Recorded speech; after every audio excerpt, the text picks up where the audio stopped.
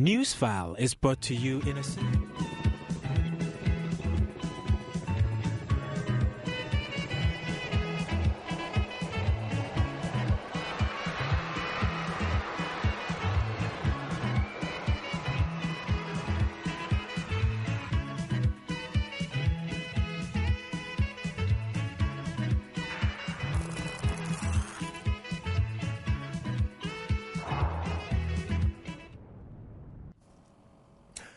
Hello, a very good morning to you and welcome to Newsfile. This is your most authoritative news analysis show. I am Samson Ladi Ayanini, your host, and today I am hoping that we will have an interesting discussion on the show between now and 12. Then we will be joined by all my guests that I'm sure that you're expecting will bring you the best of discussion and an analysis. Now, I'm asking, as always, very simple questions. Silly Ghanaian politics. President and vice president now live and work from $82 million hen coop or poultry farm. Now, fear or a fair deal when chairman of the vetting committee blocks all questions about judgment debts to the Attorney General designate. Why is China speaking for Ghana, whose name is being dragged in the mud over alleged illegal supply of fighter jets to the Ghana Army?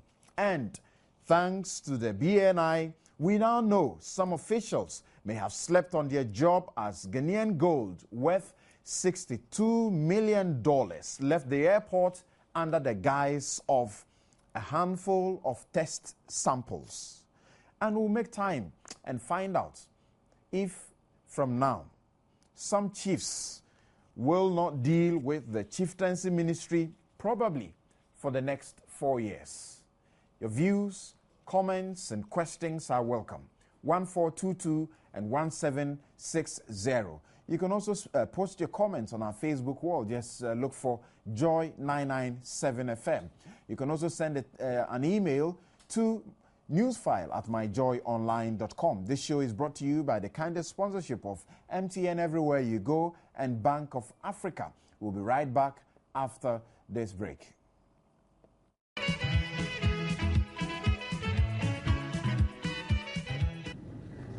I attended primary school at the Tema Parents Association International in Tema, and I completed in the year 1980, and from there I went to St. Rose's Secondary School, where I did my secondary education from 1980 to 1987. After 1987, I did my service, and then I proceeded to the University of Ghana. I did not attend middle school. Then I went to the Ghana School of Law, did my legal education, and qualified as a lawyer. So, Mr. Chairman, does that mean that you did the O-level and the A-level in the same school? Yes, I did, Mr. Chairman. Mr. Chairman, I want to find out from the nominee. Are you a registered voter? Mr. Chairman, I am a registered voter. In which polling station did you register? I registered at the Committee 11 Catholic Church polling station. Did you vote in the 2012 elections? Yes, I did. Have you discharged your tax obligations as per Article 94(1)(c)? Yes, I have. Do we have evidence of it? Yes, I have it here. Can you show us? Can you show it to us? I have a tax clearance certificate here.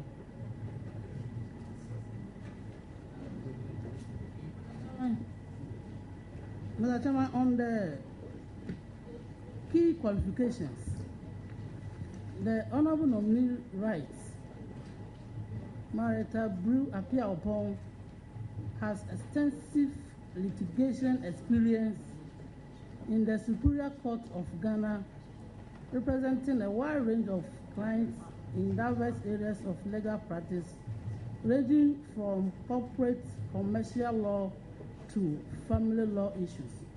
how does this represent key qualifications? Thank you, Mr. Chairman. Now, as a lawyer, in particular a lawyer in Ghana, one of your key qualifications should be practice in the courts of Ghana. Now, for the specific role I've been nominated for, one of the things that will be done at the ministry is prosecution of cases, institution of civil actions, and defense of civil actions.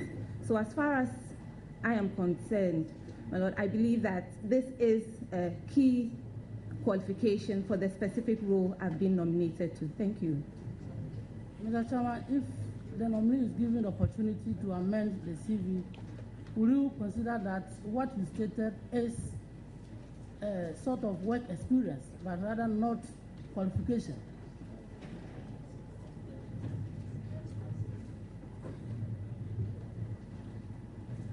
Mr. Chairman. Well, I don't know. Honorable Ahi, you see, it's a question of style, and especially because it has to do with the legal profession. You know, in the legal profession, we pride ourselves in, for example, reported cases that you have done, which have been reported in the Ghana law reports and so on. So I think it's in order. Mr. Chairman, I have a problem with that because academic training, that is academic qualification, then you are telling us certificates that you have acquired throughout. But if, like I earlier on read, extensive litigation experience, how do you explain this to be a qualification you have acquired? This is supposed to be an experience, not qualification, Mr. Chairman. You see, you're talking about the kind of qualification which makes you the proper person to occupy a particular position. That is the way I see it. Please, let's leave it and move on to the next. Chairman, sorry. Wait, Chairman. Key qualifications according to the nominee. She stated the extensive litigation she has carried out. That, according to my colleague, is experience. Now, I have said that we have ended that chapter. Let's move on. Mr. Chairman, we have to be convinced. Let's move on to the next. Mr. Chairman, if you have any honorable members, Mr. Chairman, with greater respect. Please, if you have any on the CV, let's go on. We've moved from that chapter. On the CV, yes. Mr. Chairman. I want to know when you were called to the bar, according to your listing. When were you called to the bar? I was called to the bar in the year 1994.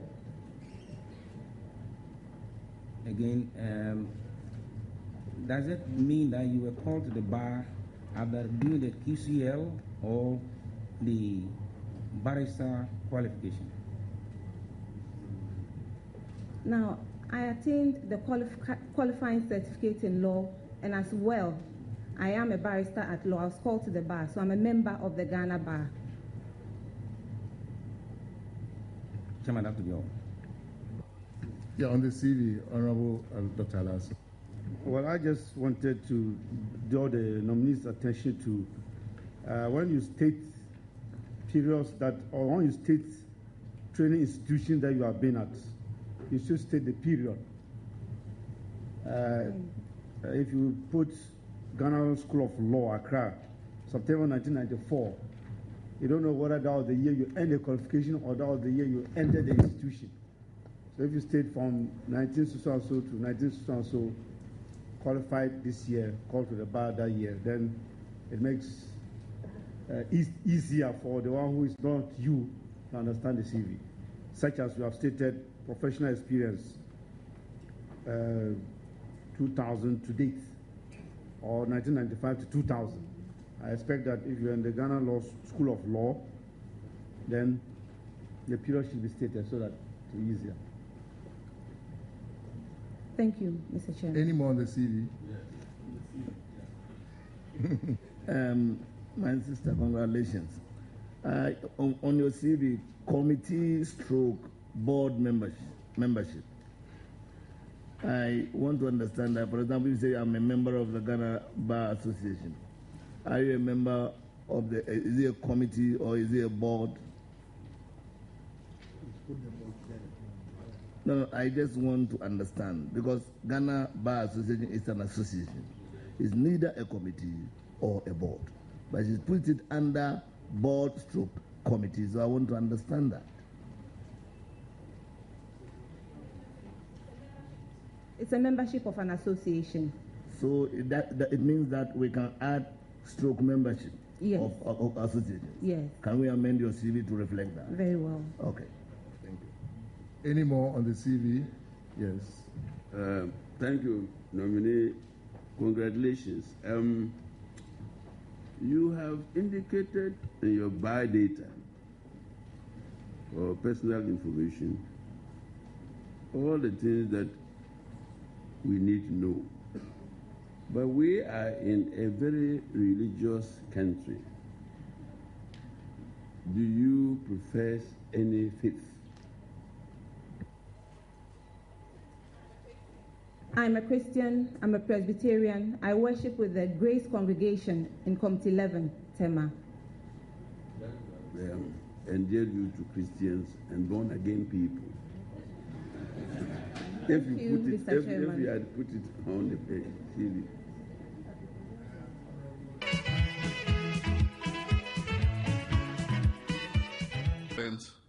From President John Ajekum Kufuor. A security appraisal of the Flagstaff House raised many challenges that made it inconvenient for the immediate relocation of the presidency to this site at that time. A few fiscal defects also, including leakages, posed a problem. In the last 1 month or so, a relocation committee under the able leadership of Commodore retired Steve Obimpe has been hard at work. Many of the fiscal defects in the office building have been corrected. While not all the security challenges have yet been addressed, the committee deems it prudent to conduct the relocation of the presidency while the remaining security concerns and challenges are addressed. Ladies and gentlemen, I wish to state that henceforth all major operations of the presidency and the day-to-day administration of the government of this country will take place here at the Flagstaff House.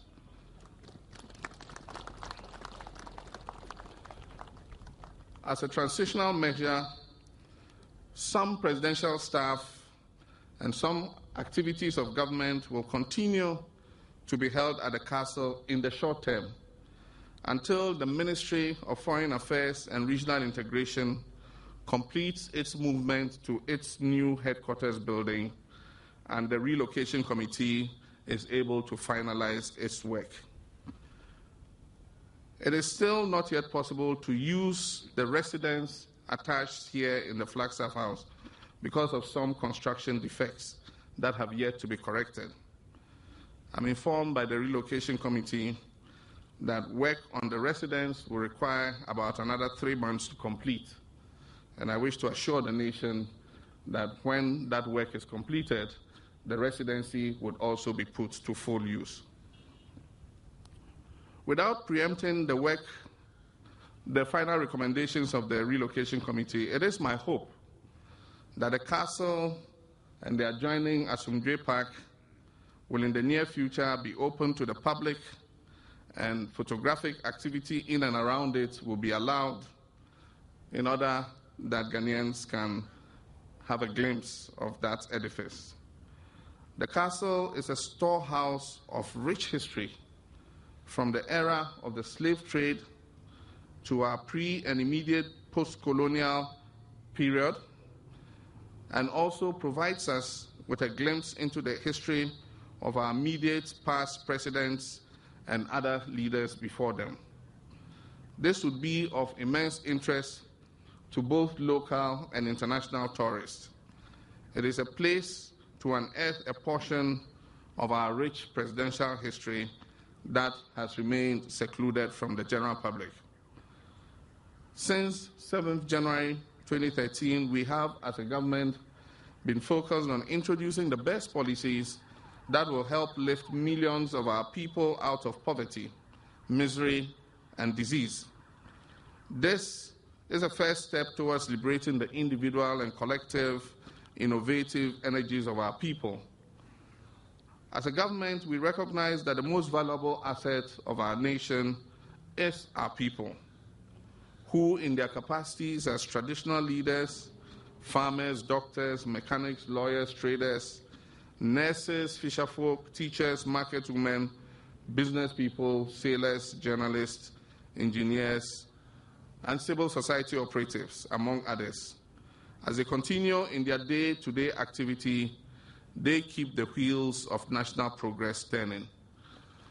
We intend to continue to tap into the rich wealth of knowledge and expertise of all Ghanaians at home and abroad, irrespective of their political, ideological, religious, or ethnic affiliations. In our determination to positively transform this country, we shall require all our human resource. I therefore invite every Ghanaian to join in the effort to transform this country to one that we all can be proud of. We owe it as a solemn duty to our children to ensure that the Ghana that they will one day be entrusted with is one that will be more prosperous and united, and where limitless opportunities shall abound for all to succeed. We commend the efforts of previous governments, and especially our immediate past governments, President Rawlings, President John Agyekum Kufuor, and President Evans Atta Mills. We acknowledge the progress that we made in the last 2.5 decades under their leadership. But we are also mindful of the growing inequality and its accompanying frustrations amongst our people. Our society cannot succeed half rich and half poor. As such, we intend to wage a relentless and merciless war on poverty and youth unemployment. We implore each and every Ghanaian to keep faith with us now and into the future as we engage in the battle of minds and ideas. And as I introduce you to the questions that we'll be seeking answers to this morning, I ask whether it is mere silly Ghanaian politics, because as we know now, the president and his vice will now live and work from the $82 million hencoop or poultry farm. Interesting, just laugh over it. And I'm asking again, is it fair or a fair deal when the chairman of the Appointments Committee of Parliament, Ebo Batinodro, former Deputy Attorney General, blocks all questions about judgment debts to the Attorney General designate, Mrs. Marita Brew Apia Opong? Is it fair game or out of fear of something we do not know? I'm sure you have followed the discussion in the course of the week, and we're asking also, why is China, being the country that is defending Ghana, whose name is being dragged in the mud internationally in respect of the allegations of illegal supply of jets, fighter jets to the Ghana Armed Forces? But of course, we must remember to say thank you to the BNI, because they have made us aware now that some officials may have slept on their job and allowed Ghanaian gold worth some $62 million to pass through or to leave the airport without them knowing, or with them thinking that it is only a handful of samples for testing. And we would also find time to ask if the chiefs who are against the nomination of Dr. Henry Dana as chieftaincy minister will not have any dealings with that ministry because of him. Is it his making that he is visually impaired, challenged, and where is tradition in this game? Thank you very much. Your views are welcome as always. 1422 and 1760. You can also post your comments on our Facebook wall. Just go search for Joy 997 FM. You can also send an email to newsfile@myjoyonline.com. I'll introduce to you my guests who are already seated in the studio. One left, he's late, Kobna Ejapong, former press secretary to former President John Agyekum Kufuor. He is yet to take his seat in the studio. But already here, Kofi Adams. He is aide to former President Rawlings. Good morning, and thank you very much for joining us on the show. Good morning. It's been a while since we had you on Newsfile. Yeah. And Sekou Nkrumah, it's also been a while. Dr. Sekou Nkrumah, he's also here in the studio. Good morning and welcome to the show. Thank you. Of course, I was thinking what description I should use to this for him, because I describe Kofi Adams as aide to former President Rawlings. Well, he's a maverick in his own. We'll find out more from him about his views on the issues that we'll be discussing. And also, former Deputy Majority Leader. He is now Minister at the Presidency. Rashid Pelpo, good morning and welcome to the show. Thank you. Good to have you. Now, first of all, we'll go to the issue of the President's decision to move to the Flagstaff House. Sorry, it was intentional. Now, to the Flagstaff House. This is the building that was put up by the NPP administration under President John Agyekum Kufuor. And we are told that an amount of about, 176 million Ghana cedis was pumped into that project. And even at that time, as far back as 2009, the Mills administration, remember Dr. Don Arthur, is that the name correct? He was with the transition team, and he told the world that an additional 12 million, Ghana cedis or dollars was needed to complete the building before President Mills could move in. You're aware of the security issues that were raised and the fact that it was not properly finished and, in good shape for the habitation of the president. But before that were the political discussion and debate about the place being fit for a poultry farm and all the silly politics that went on about it. Forgive my use of silly politics. Now, the president has decided and is moved in. The questions are coming up. Some say, good job, he deserves praise. Some say, good move, but overdue. And they ought to answer for why the place has been allowed to lie fallow for all this period. I'll start with you, Sekou. I'm sure that as far as you're concerned, we should be concentrated on saying this good job. Let's forget about all the hula baloo that greeted, the questions about moving in when President Mills became president, and just move on. Well, first of all, let's go back all the way to when it started. This whole talk about the presidential palace and whether, as Ghanaians, that was a priority for us. I don't think it was at the time.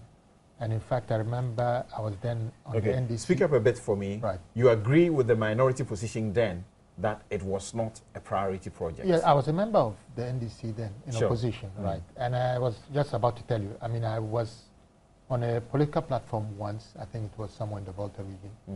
And I said that, if that money was used to build schools, wouldn't it have benefited the people better?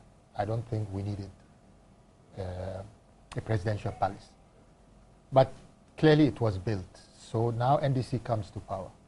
I think, yes, we raised the flag, we condemned it, but I think it was only fair that then the president moves in instead of, and I'm then referring to the late President Mills, moving to the Flagstaff House. Well, it was First Jubilee House before the name was also changed back to Flagstaff House. Again, there was a bit of politics too. But I think with President Mahama now, just a month or so after being sworn in, moving in, shows how decisive he is compared to the late president. I think it took the late president 4 years to decide, or if at all he decided, it looked like he had not made up his mind whether to move in or not. Right. I think he was still caught up in the propaganda of the NDC before the 2008 election that was a waste. Not a waste of money in the sense that it was a loan or a grant from the Indian You mean he government. couldn't imagine eating humble pie? I think somehow he wasn't very comfortable. He wasn't very comfortable with it. But again, people are not the same, and it clearly shows that President Mahama is doing things differently. I think one of the other things he's doing differently that is obvious to many of us is the relationship between him and the former president or founder of the NDC.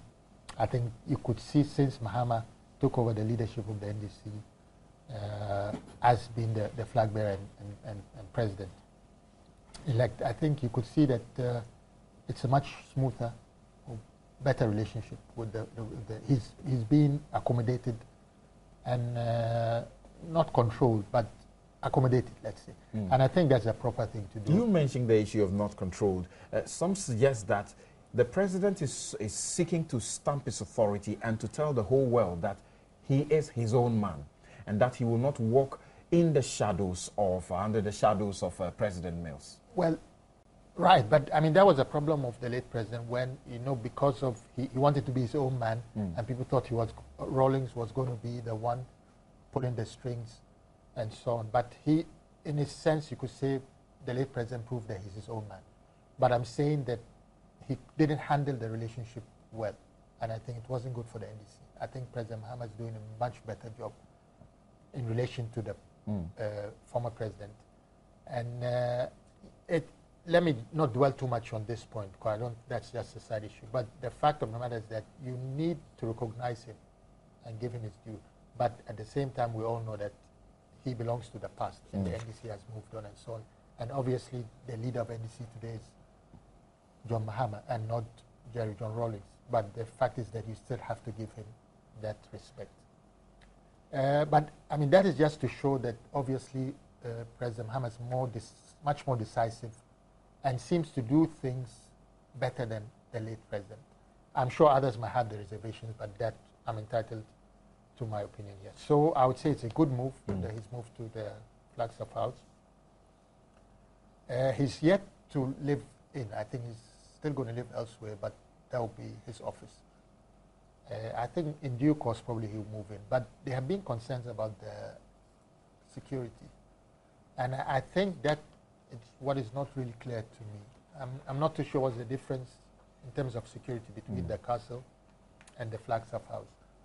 Again, when you're talking about security, of course, I would say I'm not an expert. But, I mean, we all remember what happened in 9/11 when aeroplanes were used as weapons. So if you are looking at security, things change. I mean, life is dynamic. People use all kinds of things to change the situation. And I don't think Ghana is under any threat, or we should be really so particular or fussy in going out of our way to protect our president. I don't think we are in that situation. It's not like a country like the United States where, because of the aggressive international posters somehow bring a lot of enemies. Okay, we'll get into the other questions popping up as far as this move is concerned, but I would now like to bring in the Honorable Rashid Pelpo. And I'm quoting the minority then, when this edifice was being put up. The minority had contended that it was insensitive for the government to spend 276 billion cedis on presidential offices and residence when the annual capitation grant for the free compulsory universal basic education FQ was still inadequate to meet the needs of underprivileged school children, and the cost of education had disabled many from pursuing higher qualifications. The minority said that there were sectors with more pressing needs where such investments were better spent, such as in education, health, modernization of agriculture, industry, roads, railways, ports, etc., etc. And I am referring to a statement that was issued by the minority then, and you were a member of the minority. How do you look Ghanaians in the face today and say, as for now, it's okay to move in? Well, it's a national asset to start with. And good morning to my listeners. You know, it's important for us to note that we have never had a situation where there's unanimity in the pursuit of national policy. At a critical moment in our time when people needed food to eat, when we needed to do some other things, fulfill some of our dreams as a nation, build schools, build roads, and do all the kinds of things that will make this country a great country, we decided that we were going to build a presidential palace. It attracted all the necessary criticisms, but it has happened. And one that has happened is a national property. You see, it will be a worse defeat on those who think otherwise, that it is built and it's not used. It's a worse defeat on our integrity as a nation. And it's going to be a greater loss to the state than the fact that there was a misplaced priority in the scale of things when you take national policy or when you take the needs of the country into consideration. So I think that President Mahama has done the best he can do, as a president. What he has done is commendable, is great, and you remember, I sat here to urge him on to go there as soon as he took over office from President Mills, before the elections. I insisted that it's important that he occupied the place because there was a need for that to happen. So much money has been invested in it when the money could have been used, for some other things. Look at the Kumasi-Accra Road. It's so much a disgrace to this nation, so embarrassing to the nation, that all these years we are unable to construct a dual carriage to these two big cities. The money could have done that. We use it to build a presidential palace. We have to do so many things in this country. So the priorities are always there. But it depends on the government of the day to determine what is priority for the nation. So when you determine that, also be prepared to take the criticism. And I think that it was fair criticism at the time, but it's important for us to take advantage of what we have invested so much in and use it. And I will even commend President Kufuor for the effort he made to absorb all the criticisms and still went ahead to do it.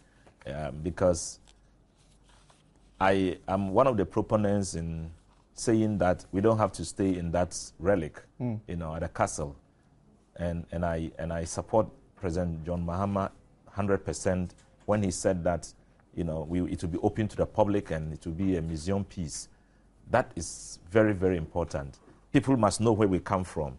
We come from a slave tradition, a slave past, where the slave master, where everybody was made a slave. Once you are a black man, you were conceived to be a slave. It doesn't matter what your status is. If you went into the bush and you were caught by the slave raiders, you could be taken away, and that was it. And that was the seat of that government. And it also tells us and reminds us of the colonial mentality when the country was seen to be incapable of managing its own affairs, and some other people had to travel all the way from London to come and take care of affairs. And the seat of government was there. Is there something, and that's some critics are beginning to raise, is there something behind the movement that we do not know about? And I'm going to read you something from the Ghanaian Observer of reports of Wednesday, 7th October 2009. And the headline was, Indian Government Warns Mills. Now, it says the Ghanaian Observer newspaper reports that the Indian government, which offered a $30 million grant to the previous Kufuor-led administration to start the project, has started mounting pressure on the Mills-led government on the issue. The Indian government officials, the paper said, have issued a December ultimatum to the Mills-led government to occupy the $82 million mansion christened Golden Jubilee House, or they take the necessary actions. They will take the necessary actions against the government. They have said that they were going to stop even dealing with the government of Ghana. Those were some of the claims, that they were going to stop providing assistance to the government of Ghana if we did not move into that edifice. Is that what is happening that we do not know about? Those pressures passed by like idle winds. They did? No, they didn't have any influence on President Mills at all. And it's John Mahama. His personality tells us that he's taking his independent decisions. I mean, at no country on earth should be able to pressure us into taking decisions we don't want to take in this country. No, but when they give you the money for the things you need to do, they must have a say. There are several other alternatives in this country, to giving money. India is one of the smallest in the scale in how we benefit from countries. But I'm not downrating what India has done for Ghana and what we can gain from each other, the relationship that developed between us since the first president in Nkrumah. But is that statement, is it really correct that when it comes to, support, India is small in the equation? Yeah, when it comes to the financial relations we have. Sorry, let me introduce Kwabena Ejapong. He just joined us. Good morning and thank you very much for joining us. Thank you very much. Good. Yeah, when it comes to... Yeah. When it comes I want to be sure that statement is really a statement of fact, because I thought that, as far as my memory serves me, India, it doesn't give us, patents. No, we don't take loans from India. In a very great manner. It's not one of the countries we often target in official, aid or assistance when it comes to our seeking financial aid or seeking grants and things from other countries. Okay. But in our bilateral relations with India, it was more of political than financial or economic. Okay. If you remember, we were both in the non-aligned movement. We fought alongside, with India to liberate the other countries in Africa. India has always been a good friend and a brother, when it comes to these things. And they gained independence in 1947. In 1957, we also gained independence, 10 years apiece. Okay. And we saw the world in the same glasses. And so we are good friends over the years. Okay. But I'm not talking about seeking help and placing India as a priority when it comes to bilateral negotiations or bilateral aid, in terms of that. That's what I'm talking about. Okay. Now, Kofi, let me quote PC Apia Ofori, who is a former NPP MP and has also been described by some as an anti-corruption campaigner. He says, quote, "When the NDC assumed office, the former president said that the place is a hencoop and it's not good for human dwelling. He said it when John Mahama was a vice president. And today, the hencoop has accommodated the vice president. And the hencoop is also going to accommodate the president. How do they reconcile what they said and what is happening today?" Thank you and good morning to your listeners and viewers. This quote, if indeed it came from Honorable P.C. Apio, yes, it came from him. I would be disappointed. I would have allowed this to pass if it was coming from any of the serial callers, because this is not true. The late president or the current president or any of our immediate past presidents, I've not heard any one of them give indication even close to the fact that that place, that building is a hen coop. Move it from presidents and go to party spokespersons. No, he says the late president. That is a quote. He says the late president said so when President Mahama was his vice president. So let's deal with that. That is falsehood. That is untruth. And it's a lie. And we must not behave that way if we are supposed to be. If you are an anti-corruption crusader, you must be seen to be speaking the truth. Base your argument on truth. Don't base your argument on lies. It's very important that we mention that for your viewers and your listeners. But moving away from that, when you engage in debates such as we do, and you have an individual, one raising an argument to the fact that, yes, we needed the presidential palace, it's one of the best things. Can't you see how it is standing? It compares to none. And you have another one saying, oh, that facility you've put there is just like a hen coop. You don't situate that as an official position of an organization because that person is coming from that organization. It's a matter of what? Argument of comparison. One saying that is magnificent, is the best, and therefore the price that they were quoting or the amount of money that is being used for that facility is justifiable. And another one making the argument that no, I could do something better than what has been put up there with such money, and that what I see there is equal to a hen coop. Then you say that it means that is what the institution that person is coming from has decided as far as that building is concerned. I think it's wrong, because I've not heard any, either the late president or the current president or any of our former presidents, President Kufuor or President Rawlings, say that that is a hen coop. Of course, President Kufuor will not say it because he was the one that was building the bed. Nobody. What do you say to those who think that by your political calculations, if you do not move into this edifice at this time, by the next elections, you'll have questions to answer? Of course. And that's part of the reason.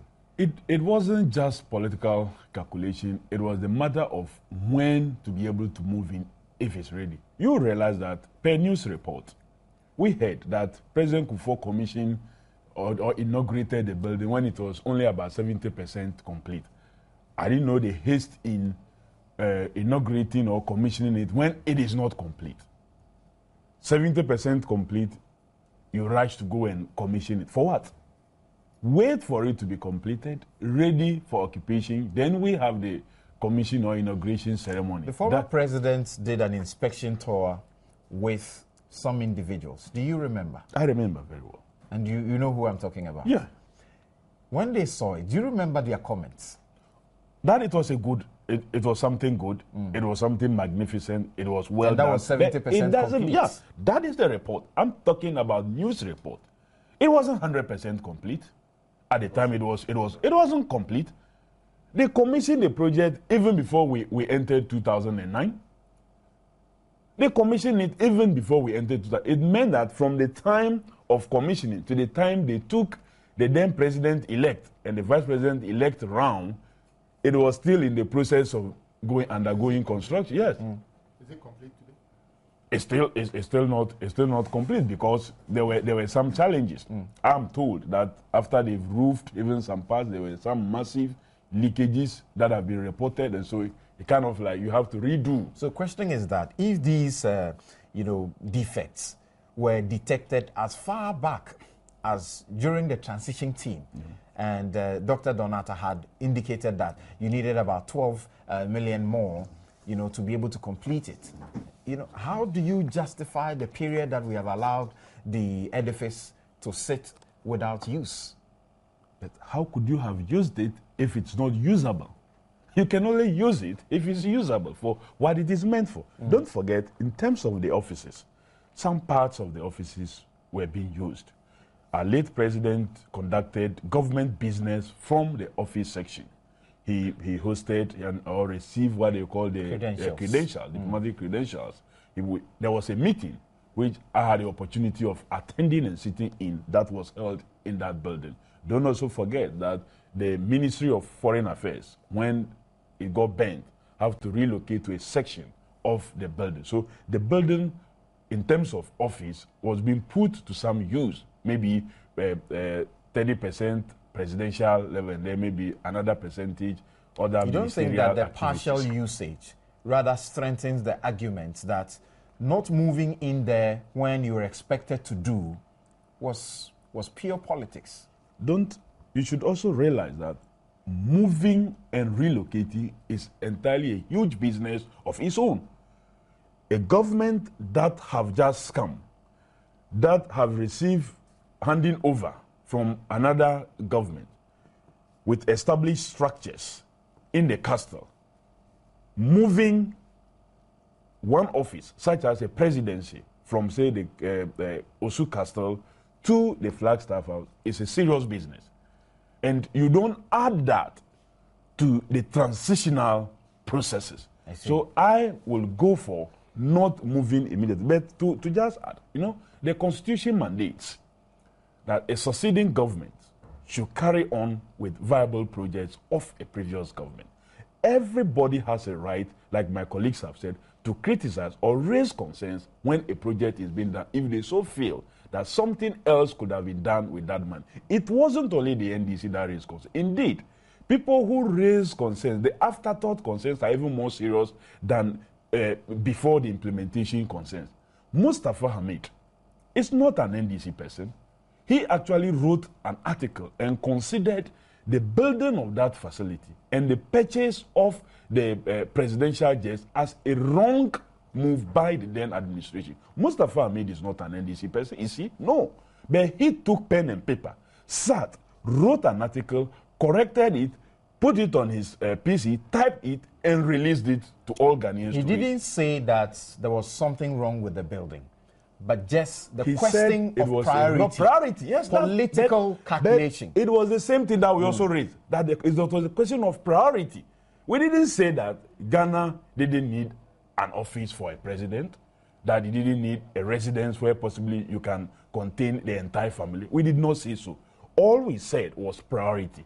What should be done at what time? So that is the same thing that the MPP, a senior MPP person, was also raising. Okay. Mustafa Hamid was not a small fly. He has been a national youth organizer of the New Patriotic Party. Very final question to you, and I'll move on to Kwabena Agyapong from there. You are very familiar with the castle. Yeah. Is it your case that the president had to move in because he didn't want to allow the place to go waste, or it was because the castle is not fit for the habitation of the president? The presidents have habited the castle. Comfortably. They have managed it. Comfortably. I wouldn't say whether, because I have not habited as a president, but I have not been a president before. You speak for a president who has been there. What I'm saying is that... For so many years. What I'm saying is that that is what they have managed with. Some of them, President Kufuor, for example, raised concerns about not being able to bring the family there, and so therefore he wanted to be coming from home to be able to... These are some concerns that they want to live with the family. I asked that question to resolve the concern of priority, so that if the whole nation somewhat had come to a certain consensus by the complaints we had received from the presidents who had used the place, that it was not good enough for presidents to live in and work from, then wherein lies the question about priority? It was good to live in and work from there. It's good. It's not that it's not good. You cannot live there, you cannot work from there. Why? Our late President Mills worked from there. Our former President Rawlings worked from there. Indeed, President Kufuor himself worked from there. For the entire he worked from there. No, he was in his home. That was where he's living.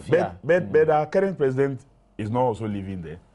He's only working from there. He's not living there. So what does that tell you? It tells you that you can live elsewhere and work from the castle. It's not that we didn't have a place to be able to house our president. President Mahama is being housed in a state facility. It means there are facilities that can house our president to work from the castle. What's the standard tradition across the world? The White House. What has been the standard practice for our country?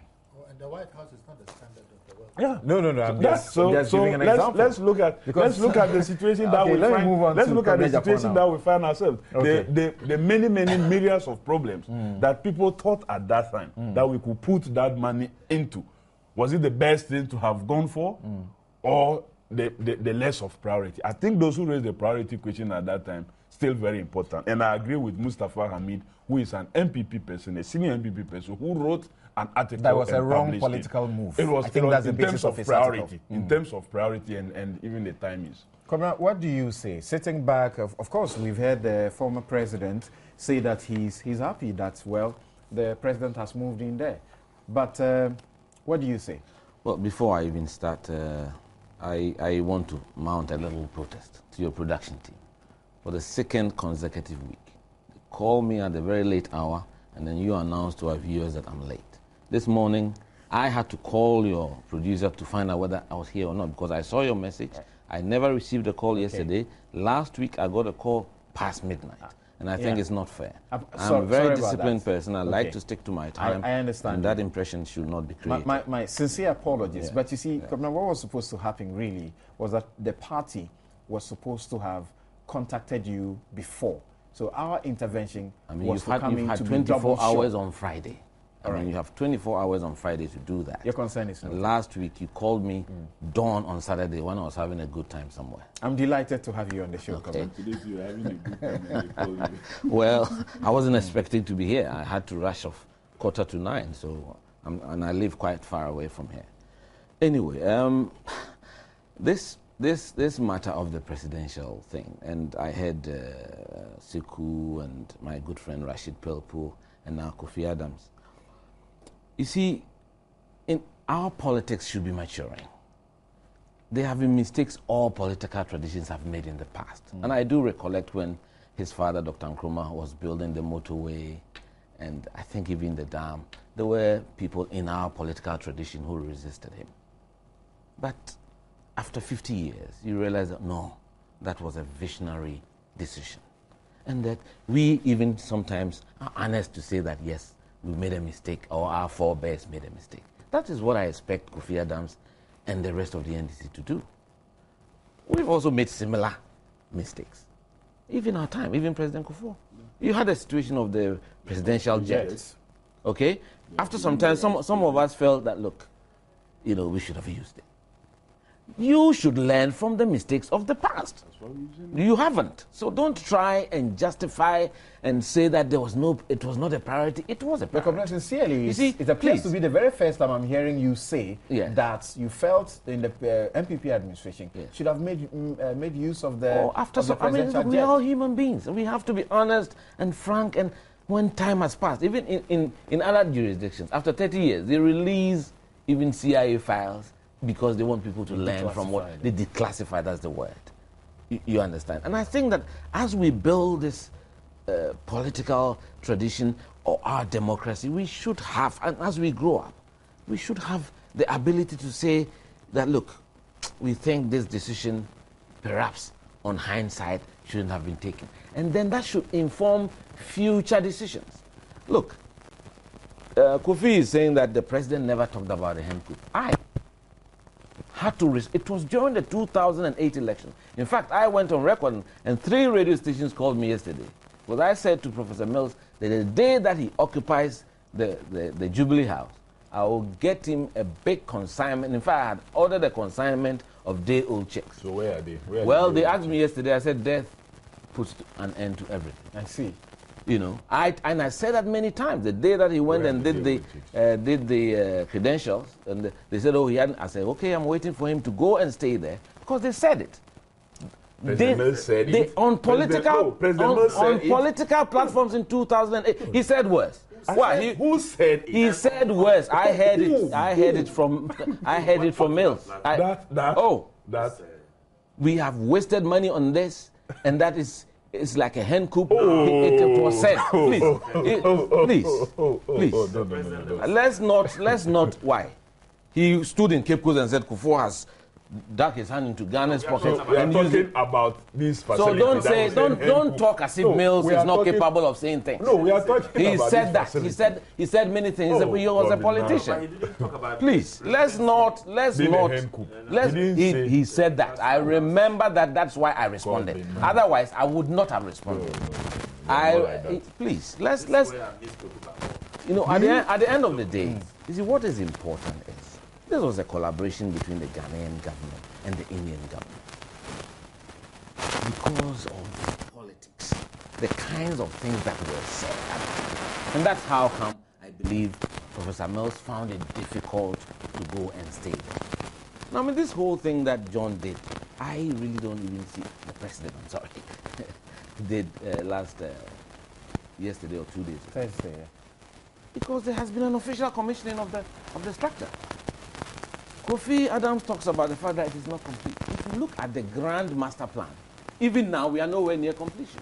There are many places in that, because it was a huge land parcel. We are supposed to relocate the French embassy. There are many other places that are incomplete. In fact, where the foreign office is using is not the actual office of the president. It's the supporting staff, the chief of staff and other senior officials. That's what they're using. So to say that President Kufuor was in a rush, it was not true that he was in a rush. The place was properly done at the time that it was commissioned. It was thought perfect for him to go there, live there, and work from there. And he lived there. I visited him in his bedroom there. President Kufuor, he lived there. It's not true that he never lived there. Okay. He lived. Okay. I was I his press understand that I'm secretary. getting some breaks in your microphone. Let me. Yes. So let me hear. Let me try yours. No, I'll come back to you. Let me try yours and see if we have a good one. You are on Newsfile on your Joy Multi-TV channel, Joy News channel on Multi-TV, and you're also listening to us on Radio Joy 99.7 FM, and we are literally across the entire country. Production will tell me if his mic is properly restored. Now, the question that I put to Kofi Adams, you know that at this point, moving to the place is not a question of not wanting the place to go waste because it's a state asset. But it is also important to note, isn't it, that the place is the best for the use of a president, and that the castle is not. Is that not the case? No. There are various reasons for it, for this move. First of all, it's an official residence for the president. And for me, secondly, it is adequate, it is proper, and it has the needed elegance for the president to live in. So I have always been a proponent, as I said earlier, of the president moving into that building because we've spent so much money on it, and the alternative in not living in the castle, which is a relic of a slave master, is to live in that Flagstaff house. And I even said that, I agree with my good friend Kobna when he said that with hindsight, politicians should begin to re-look at some things that they opposed in the past, and ensure that we come to terms with the reality of the time. As he said, various initiatives were opposed by the UP tradition when Dr. Nkrumah initiated them. But in the end, we can all say there were visionary projects. The Flagstaff House, I said also, we oppose it to the hilt because at the time there were critical needs of this country. But today, I think that once we've built it, despite all the pressures, despite all the criticisms, it's an important national asset. So I don't have any problem. Kobna is saying that the NDC administration should be apologizing to Ghanaians. They don't you should have be saying to you're apologize. sorry, and that was a wrong decision, No. really. That's something I haven't called for them to apologize. What I've said was they should be honest with us and frank. This talk about security and so on. Sometimes you don't have to go out of your way to come and say you are sorry. You can go about it without trying to let Ghanaians feel that, look, you are taking us just by the river. I think my mic has been restored. I'm coming to you. So you should be saying you're sorry. It is unacceptable to say you are sorry, and it is a defeat to the concept of free speech and democracy, and the gatekeepers of, as in the opposition, we were gatekeepers of Ghana's assets. We provided the needed oversight, and for us at the time, it was proper criticisms. Okay, but today we can look at it and say, look, despite all the criticisms, it's still a good asset. Okay. One minute, tell me, Dr. Nkrumah, should the NDC be saying, we're sorry, we got it wrong? No, but the point is not about saying sorry or not. I think the point is to do with the choice that the current president made to move in Flagstaff House. He can operate from anywhere.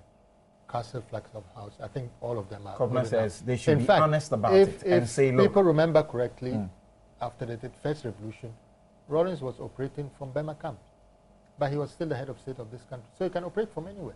That is not the point. It's a choice that was made. Okay. But just quickly, it was the Job 600 that the opposition to Nkrumah described as a white elephant those days.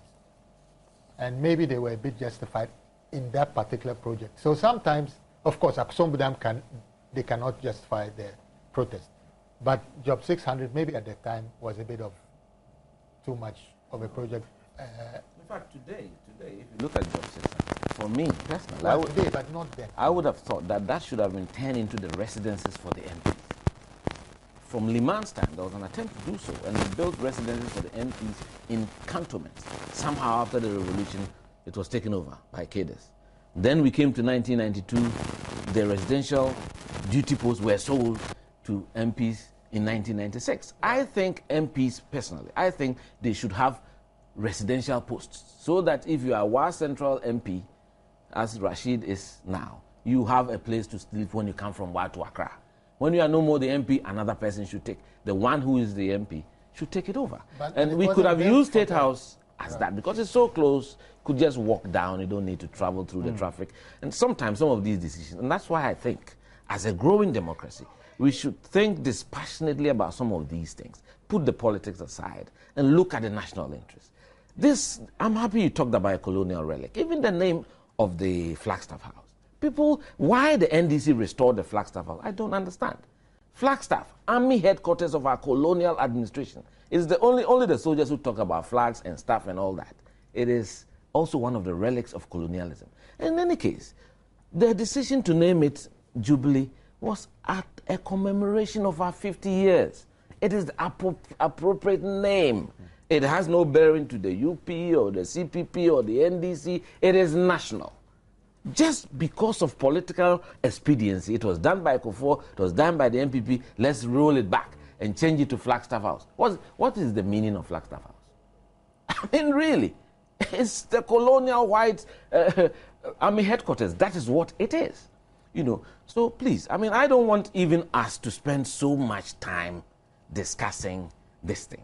Because if you go to any Ghanaian village, there is poverty, but you go and find a very nice place for the chief, or a mosque, or a church.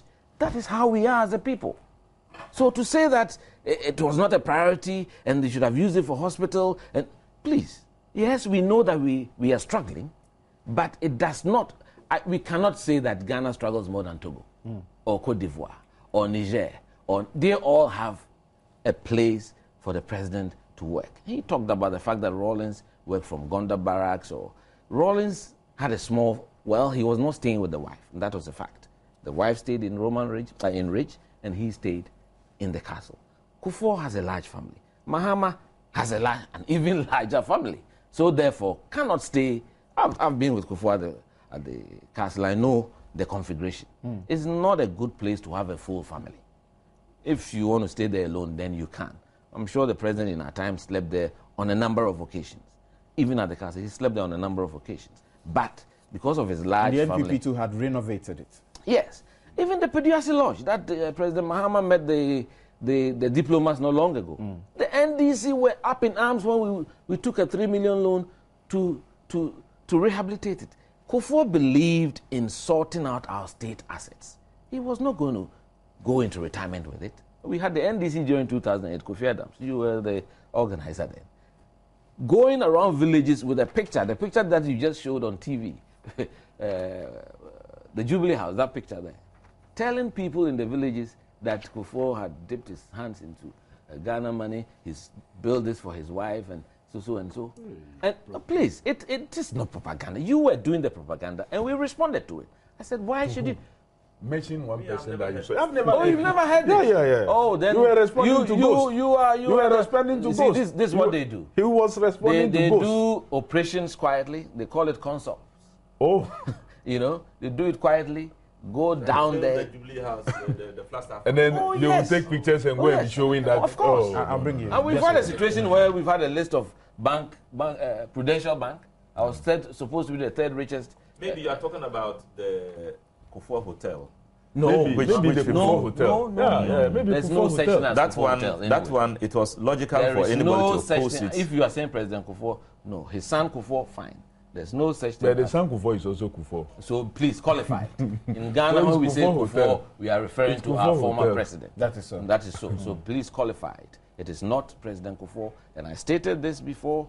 He had no interest in the matter. His son is an adult who can transact business with any Ghanaian. Can I make a point, clarify a point? Because earlier what I said was that when Nkrumah built the Kusombo Dam or the motorway, those you cannot criticize.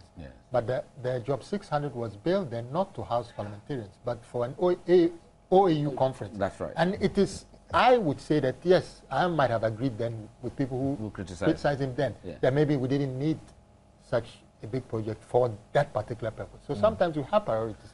And I think in line with that, that's why people criticize President Kufuor. I think about as the political leaders, you see, look, this country will always have challenges. I mean, it's a developing country. So we have priorities. Definitely so. I agree with you.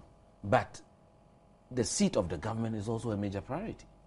It's a major priority. You cannot, and so I disagree with those who think that, and especially when you've been able to get about half the cost at the time being borne by a friendly country. And then you have to commit. Well, in the end, it was not exactly half the cost. Well, our priorities can never be the same. That's why we belong to different parties. I'm not saying that you should. And the presidency can operate from anywhere. When they complain that we oppose it, they complain because they think it was a priority. Now we come to terms and say, look, it's good, we'll go on it. Then they are criticizing and say we shouldn't have said that. So what do they want us to do? I haven't. Let's abandon the projects. They are now saying somebody described it as hemp coup, this, that. Rashid.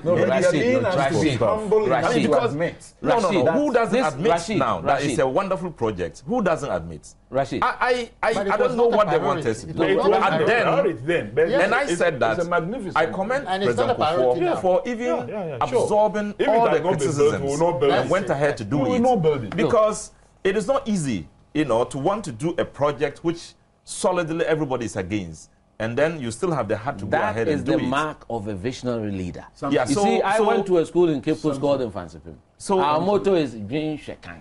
Look into the future. Well, that's at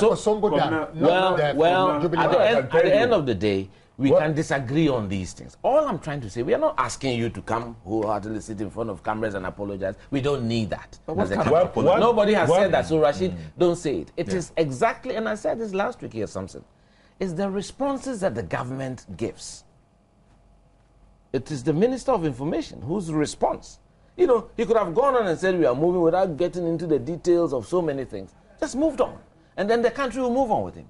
See, don't try to justify some of the things that have happened. And then we all move on. We knew that somewhere down the line, they had to move there. And in any case, Rashid, you are a minister at the presidency. Is it not true that President Mahama never moved to the office of the president? But he's running. Yes, at the castle. But he had an office. That very office. He did not operate. I'm just telling you that what my friend Sekou said is a fact. You can even decide to operate the president from a tree, under a tree. But we have norms. We have norms that I think, as a country, we should try and stick to, and then reduce some of the politics. And I would have thought, normally, immediately after elections, I don't like to engage in heavy politics, except that this is a very strange election. The point I want to make is that he was talking about the facility being commissioned already. So what was the essence of the ceremony? The ceremony was to indicate that government business is moving from the castle to the Flagstaff. You need a so it wasn't a commission. Of course, you have to indicate.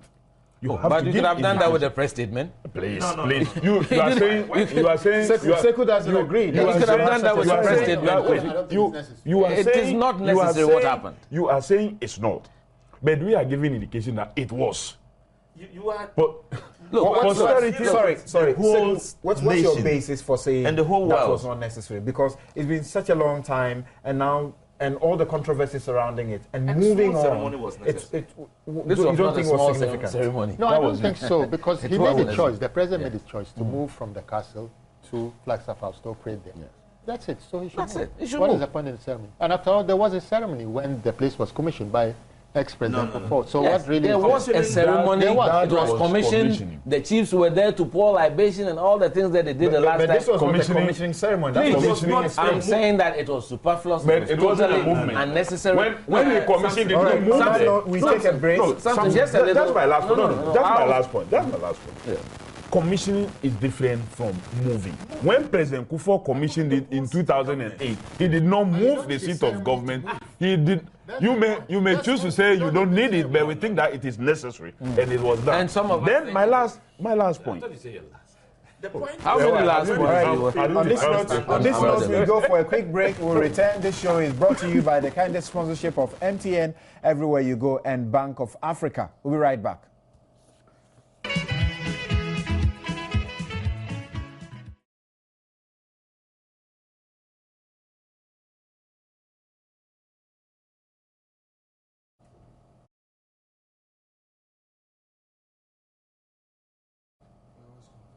Welcome back. Newsfile is brought to you in association with MTN Everywhere You Go and Bank of Africa.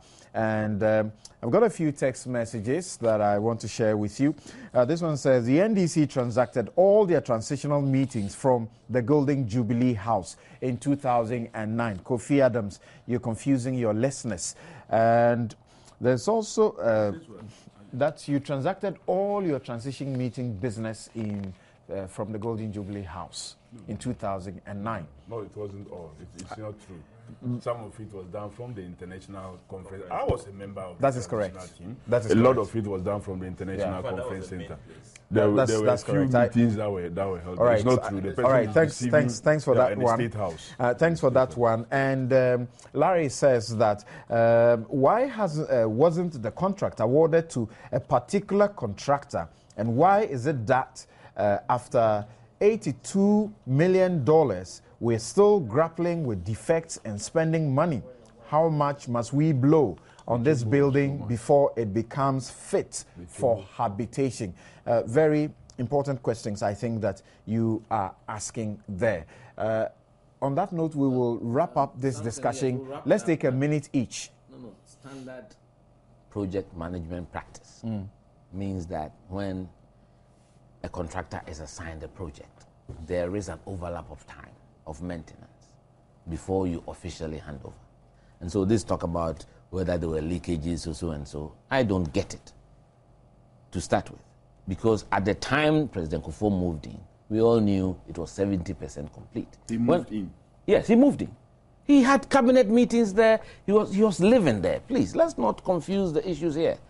He moved in. At the time of the election, when I went to visit the president during the course of the 2008 elections, I went to the Jubilee House. But it's legitimate, though, for people to raise concerns about an edifice that $82 million has been spent putting up, and you still have defects. And, so let's look at the technical. So that is where we look at the technical supervision and the technical issues. These are not political issues. These are technical issues.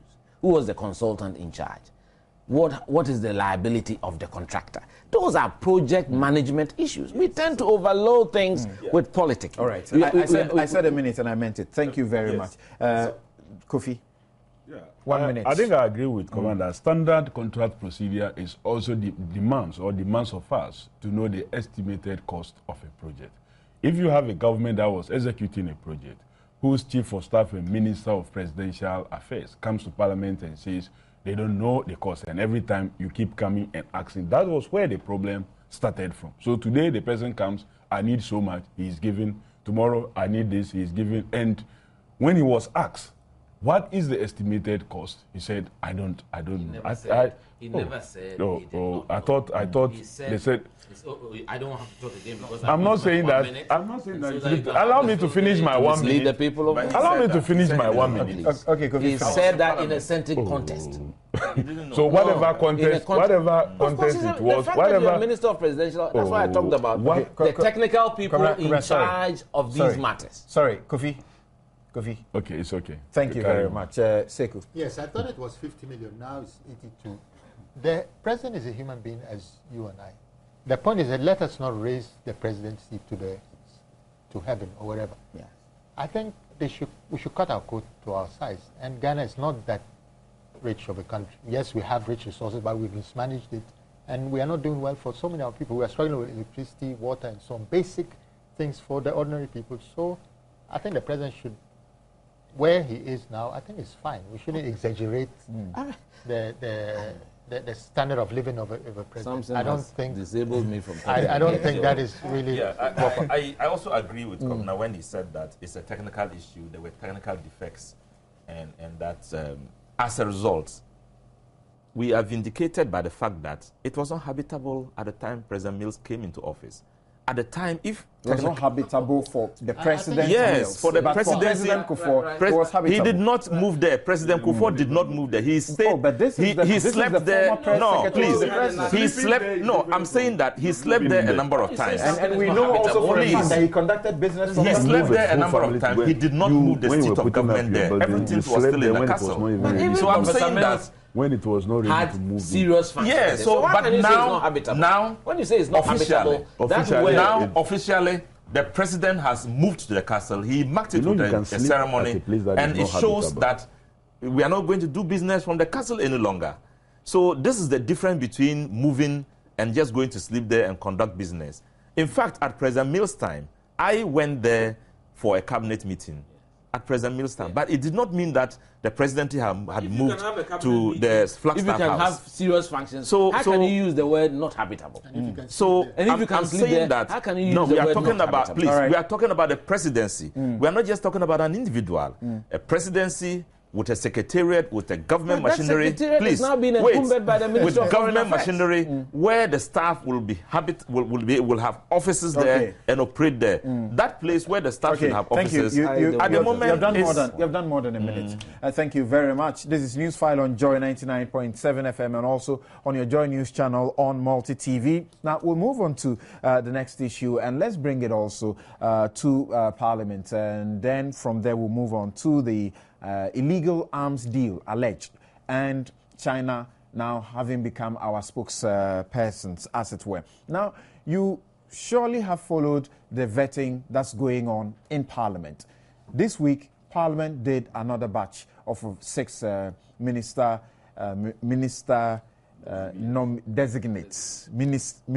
designates. Okay. Now, there is one that brought some issue. About 2 really, and we are talking first of all about the Attorney General designate, that is Mrs. Marita Brew Apia Opong. She's going to the Attorney General Ministry, a ministry that has some responsibility in respect of ensuring that this country does not have too much judgment debts. That's the impression. And the question was put to her, what would she do to avoid judgment debts or to minimize them? About 2-3 members of the committee wanted to ask this question. The chairman of the committee, Ebo Batinodro, who has had some connection with the Woyomi matter. I'm sure you know about the 51 million cedis issue. He prevented them from asking those questions because he said the matter was before the sole commissioner. That is why there's now a debate over that issue. I'll start with you on this one, Sekou. Yeah, but first explain. You said he had a connection. What connection was that? The connection is that at the time of the issue came up, he was Deputy Attorney General. Oh, so that's the connection. He's the one that is reported to have suggested that government had no case in court. And so there was no point, battling the matter in court. Well, personally, I think he should have allowed the questions concerning the judgment debts. Judgment debts, right.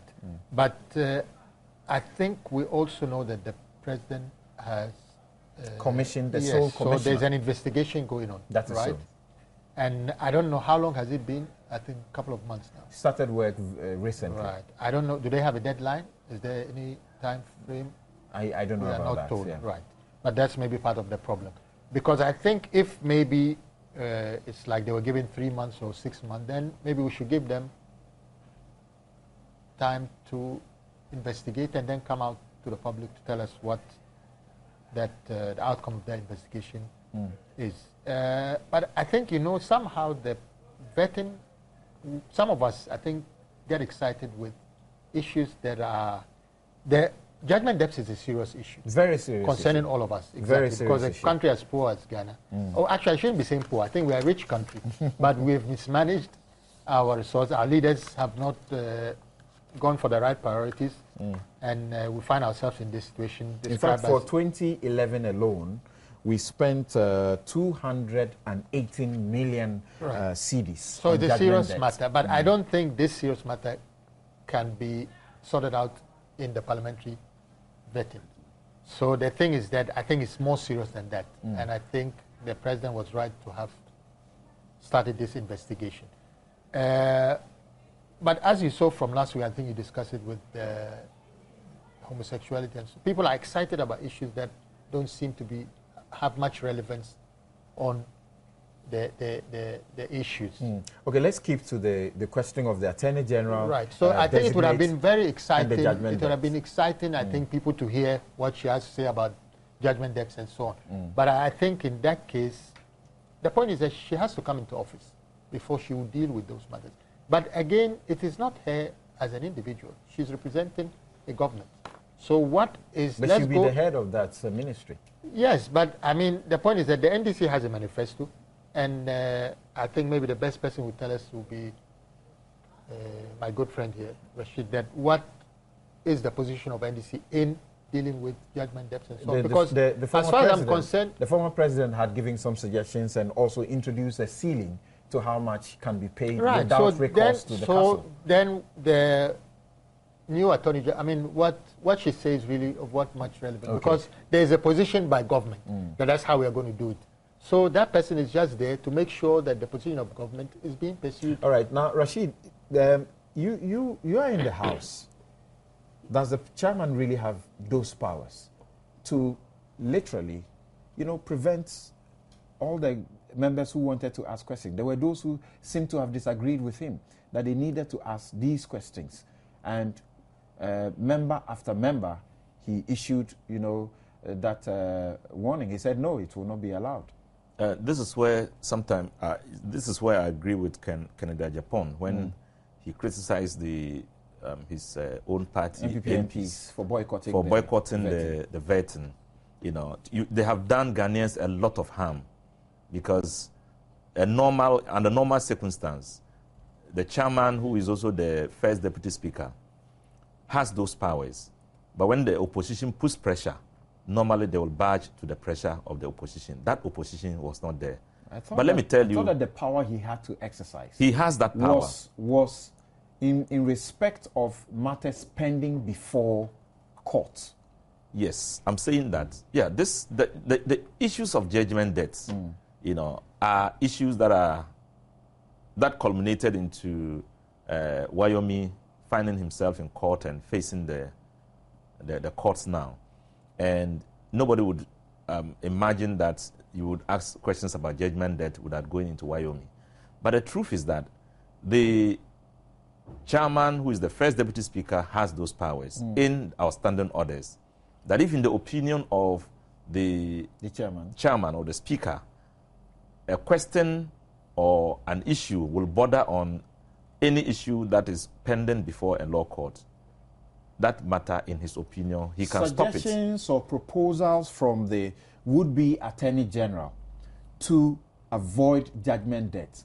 How is that pending before which court? I'm saying that you can't do it without necessarily touching on Wyoming, which is, other than that, judgment debts is in vacuum if you don't, situate it in the issue of already issues that are already in court, or issues that are already pending before the court, or practical issues that are already, in the face by Ghanaians, where monies have been spent so much because of judgment debts. But in any case... But the government has already issued directives as to how to manage the process from this point on. Yeah, so what else did they want a new Attorney General to say if there's a government policy on it? The truth also is that the Attorney General is going into office. What is the need of an opinion when there is already an existing directive by government as to what to do? What do they want to know? I think that the chairman did not fault anybody by disallowing it. He didn't err at all.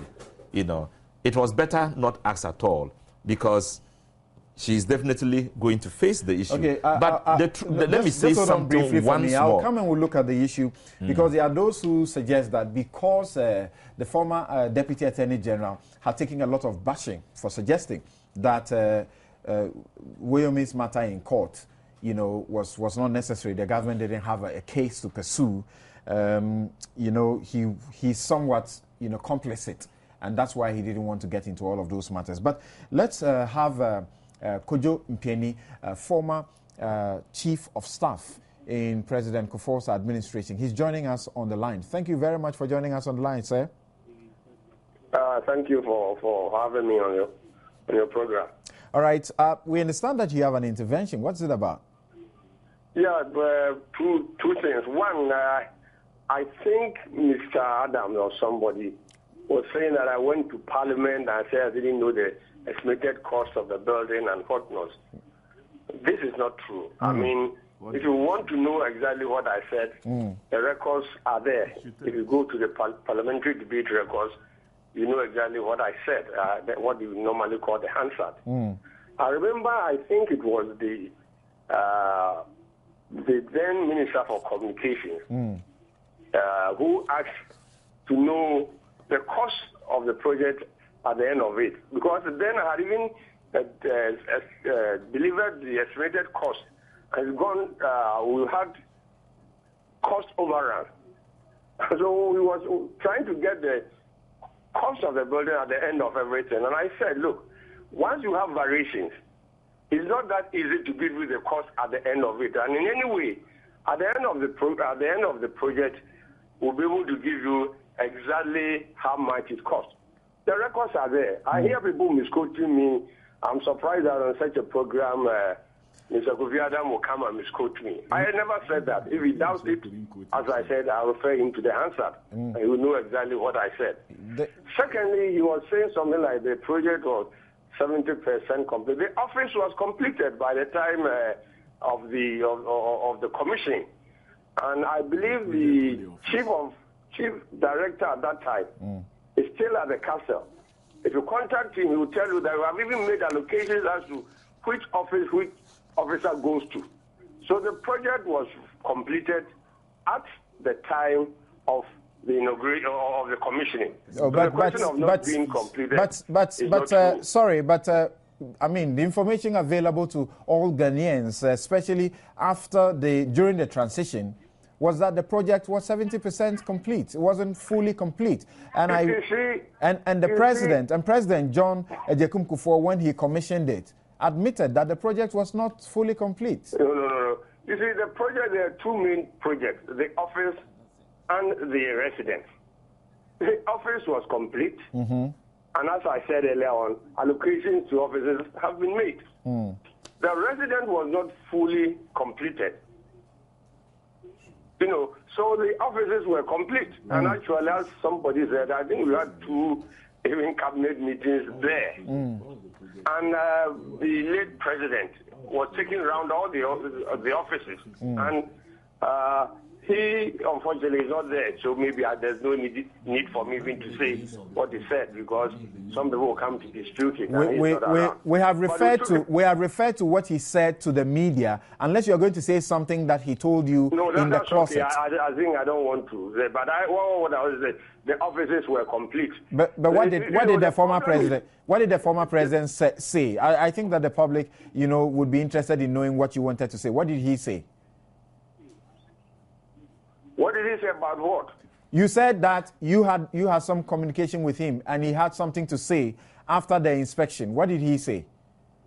No, I said that you said that you have stated some of that on the air, and I'm saying that unfortunately the president is not around, so allow me not to go on that, because knowing Ghana, somebody will come and dispute it, and somebody who is not around, who you can go to and ask whether what I'm saying is true or not, is not there anymore. So I'll be grateful if it is the truth, why not? And I'm sure you want to honor the memory of the dead.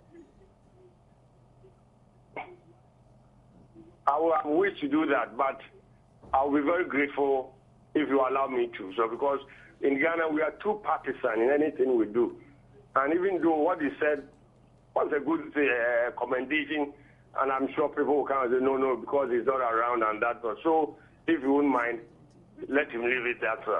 You see, the problem of the project not being completed and leakages here and there was, they put when there was change of government, for example, there was somebody who is supposed to be a doctor in engineering, building engineering or architecture, for example, who told the whole country that there were a serious crack or something at the office of the president. It took a layman to go there to tell him that, no, this is not a crack. This is a special marble. You know, and all the workers there were marble, because this is the man who was supposed to be in charge of this, who didn't know the differences between marbles. And the fine marble looking at it and telling the whole Ghana that there was a big crack. But you don't dispute the fact that it was leaking. But who knows these things told him that no, this is not a crack. You know, and what? There was no leakage. I think one of your panelists was saying that in all these building construction and whatnot, you know, you have a time limit where even after the contractor are handed over, you don't pay him all the money. You have retention. And during the period, I think 6 months or 9 months or whatever, if there's any defect, you ask the contractor, go and do it. And only after you have satisfied yourself that everything is okay, that's when you pay the contractor. There were no leakages. Okay. And if you leave a building, you know, even your own building, if you build a house and you leave it for 5 years not occupying it, definitely when you go in, you are going to have a lot of problems here and there. Can you do this very briefly for me? Like you suggested, Kobne Japong, who is an engineer himself, also, you know, brought some clarity on that issue.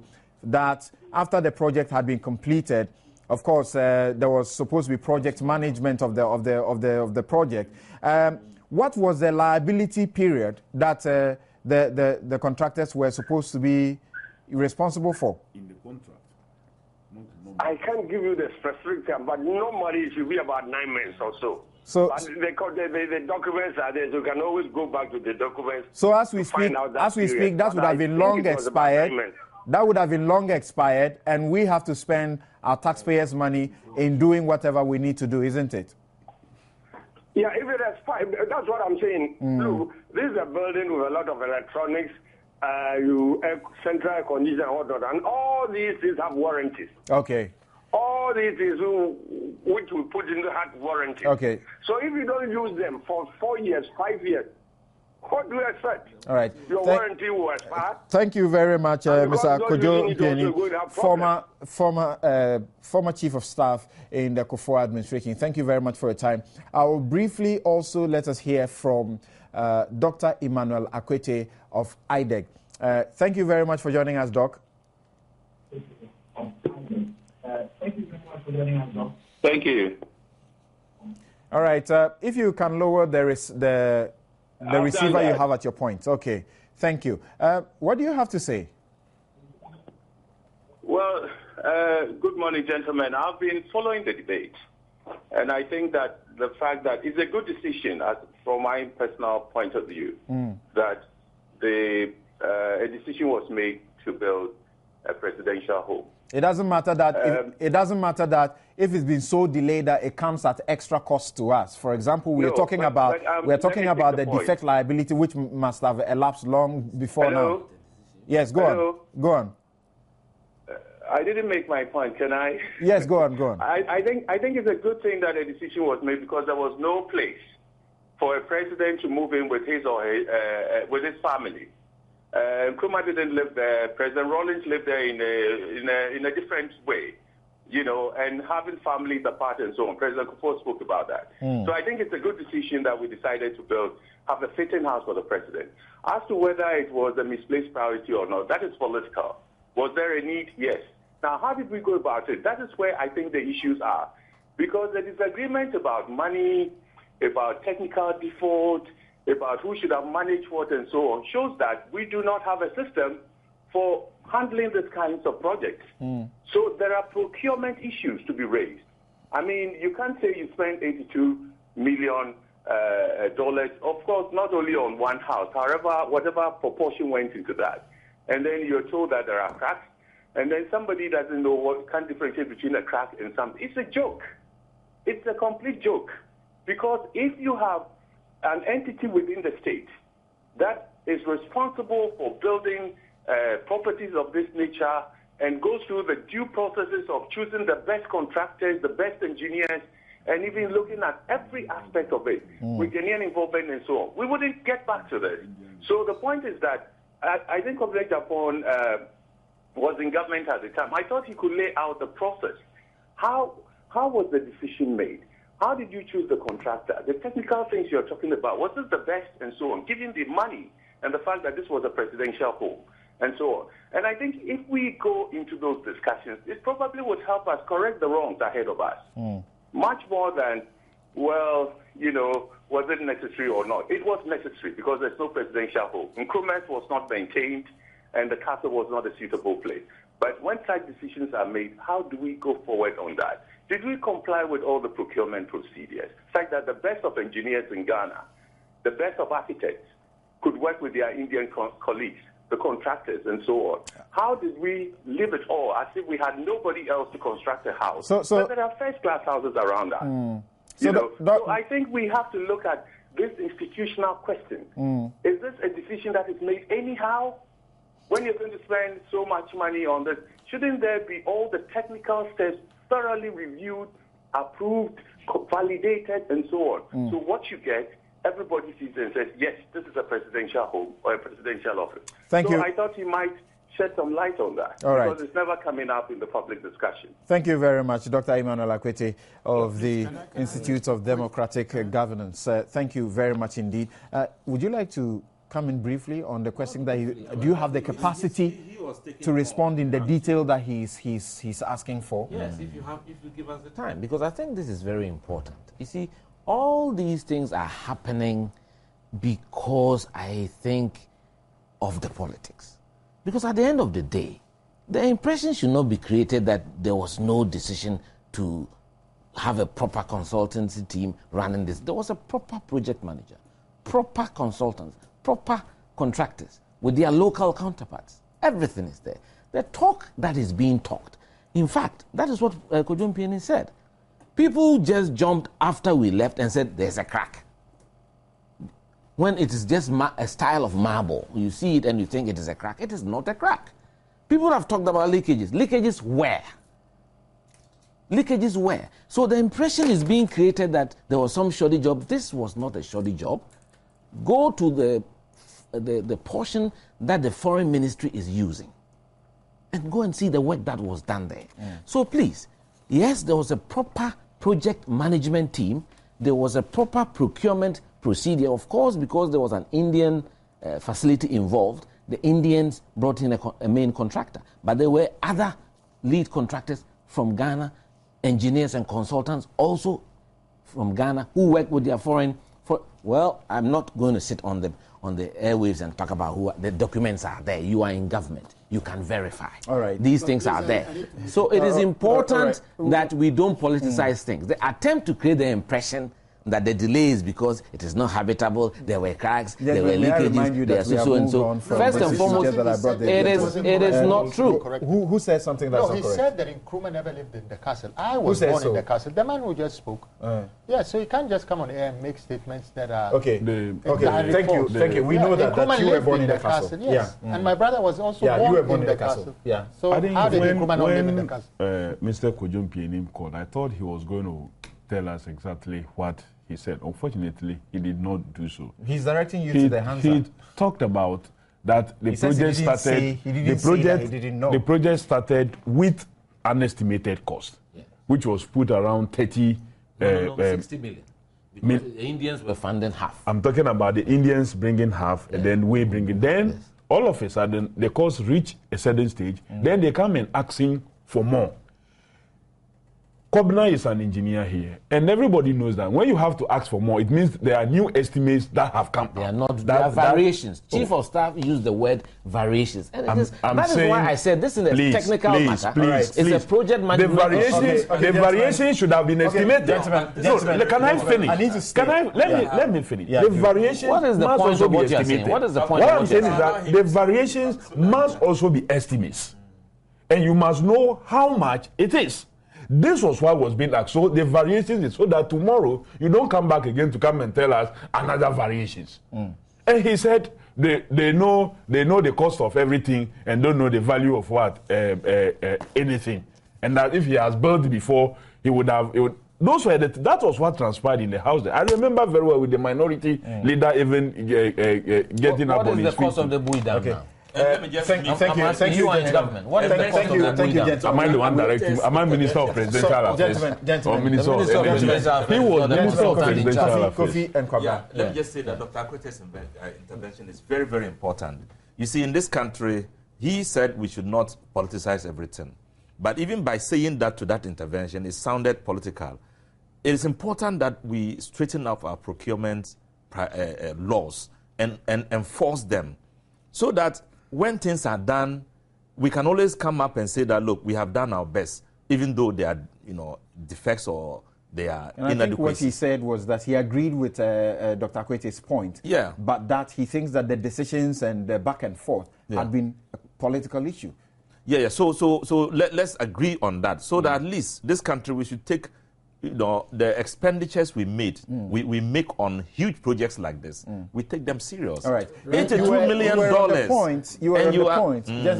Gentlemen, please, we need to move on, really. This is a very important matter. Yes. Something. And so, therefore, there should be clarity on the issue. There should be closure at a point. There should be closure at a point. Yes. But you see, the impression should not be created that we did not stick to proper procurement procedures. Okay, that's the point you are in that's government. The point you have made. Thank you. Please. Gentlemen. Live in the council and live in the council. So that's another all right. Okay, that's all of these clarifications. Samson, Rashid is a minister at the presidency. I'm sure he is privy to documentation.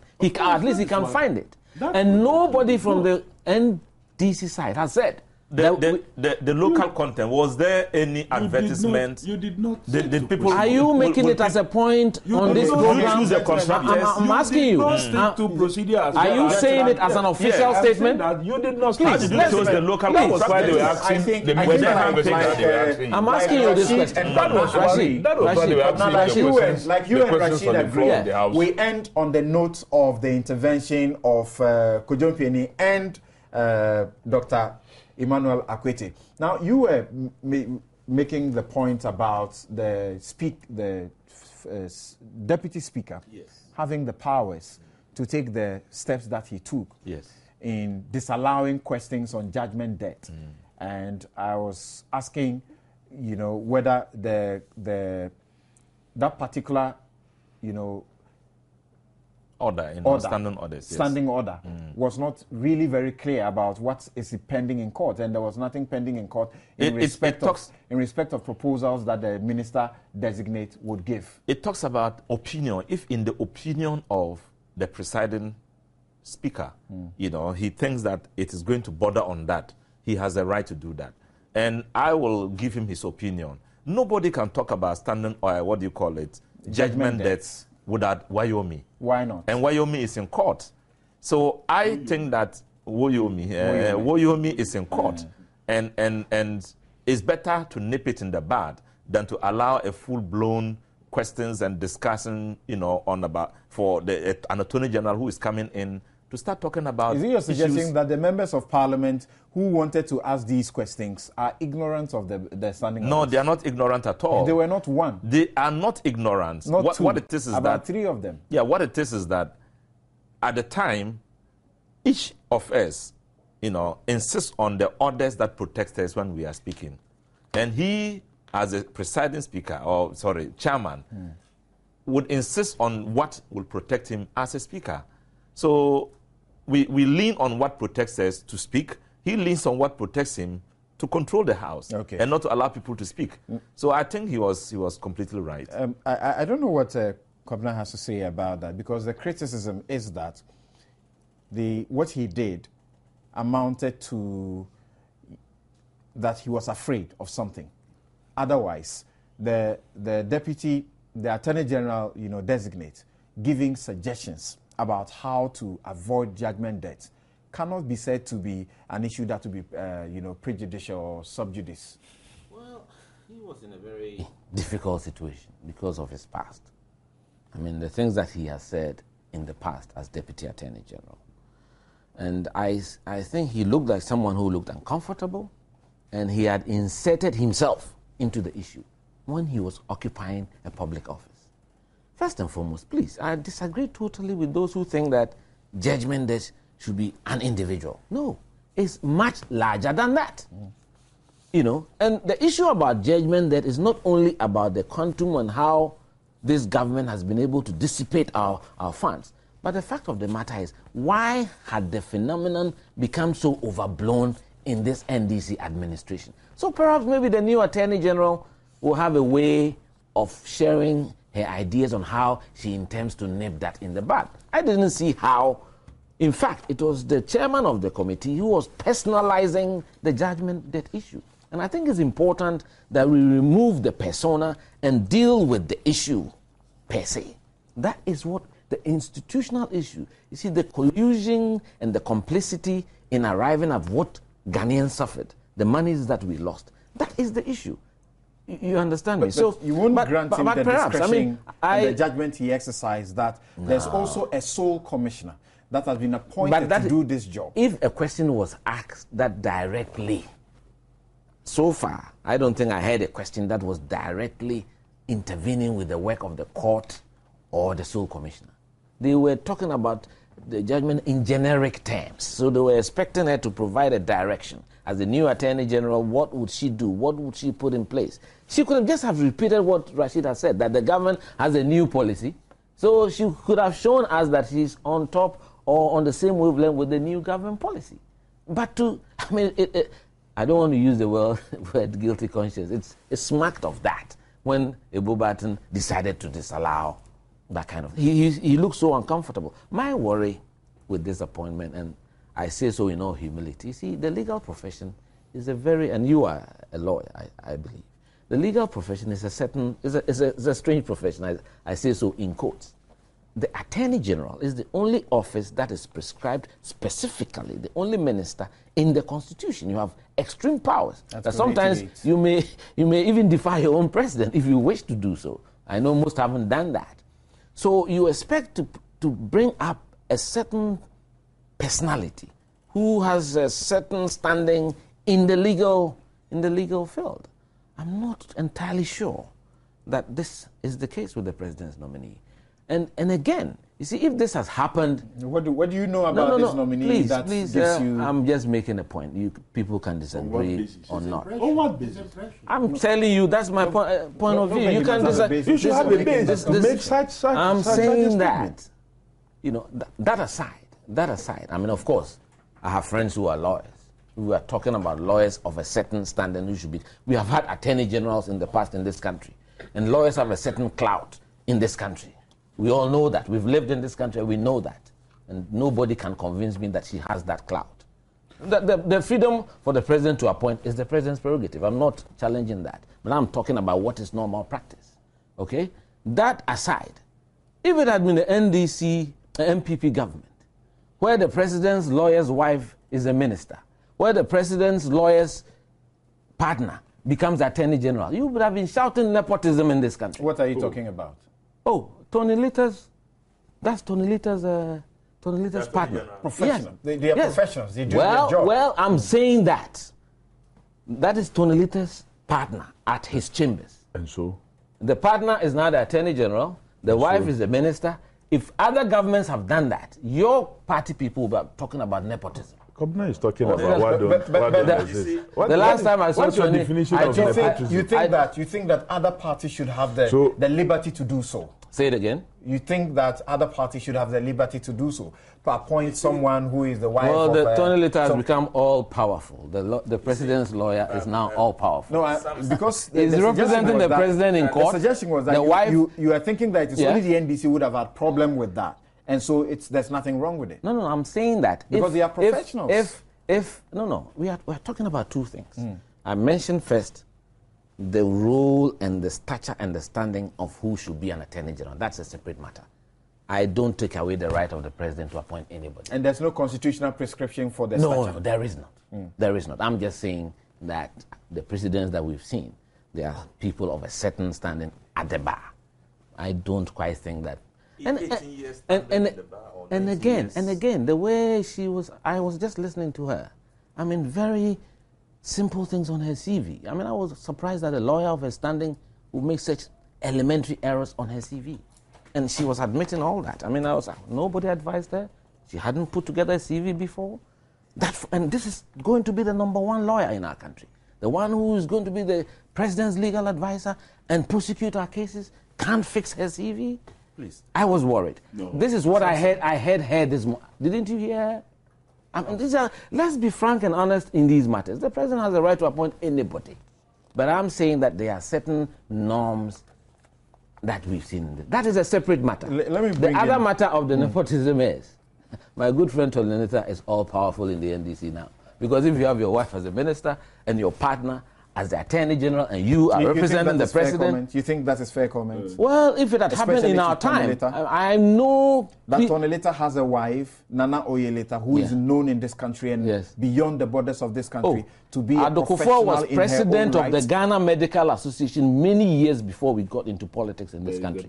But people said he was the brother of the president. And they have a right to criticize You understand? him. And people criticize that. He was a politician in his own right. And I'm saying that this NDC accused our government of nepotism, and if you look at what is going on... Indulging too much. Let somebody else also react. I'm dealing with time. Don't worry, I'm dealing with time. I check the time when I give each one of you time to speak. Okay, now... No, I've been checking the time. I know exactly how long you've been speaking. So now, Kofi Adams, you have a group that we know is pro the NPP. Come to say the AFAG, the Alliance for Accountable Governance, and they have questioned what Ebobatin Odro did during the vetting of the Attorney General and Minister for Justice designate, and they are saying, in effect, that what he did, betrayed a certain complicity that he has in the Woyome matter. Do you think this is fair? First and foremost, I think we all will agree that the Woyome matter could not have been the subject for discussion there, because in as far as judgment debts generally is concerned, yes, you can look at it. But if you come down to the Woyome issue, because it's in court, it's not possible to put it under any serious scrutiny at the vetting committee. So I would not understand why such a ruling will be linked to the Woyome Did you hear matter.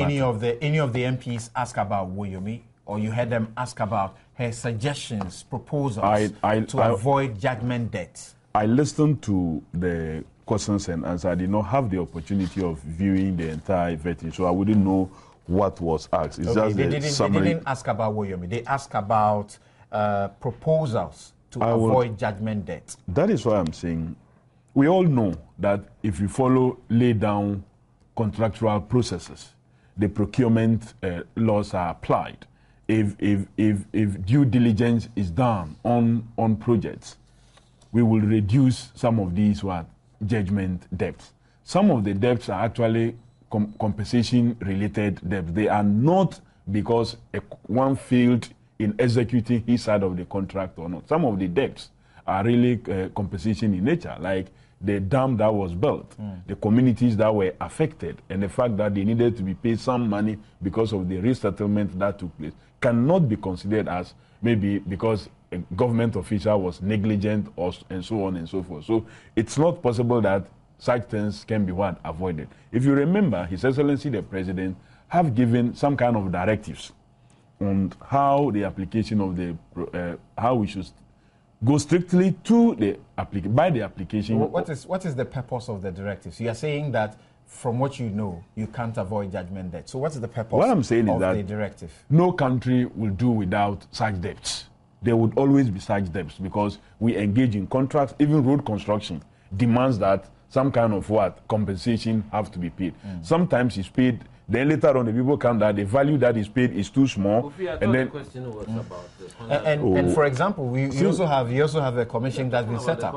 I have answered. What's the purpose? I have answered that one, and he's asking me that he heard the questions were based on how to avoid, and I'm saying that the president has given directive. For example, even in the payment of the debts, how the amounts, the various levels, when a minister can decide to pay and when you have to come to cabinet for approval. That order, I don't think, has been revoked. It's still applicable. The president have also established a sole commissioner. His responsibility is to look into how debts, some of those debts came about and how to avoid them. What is the end?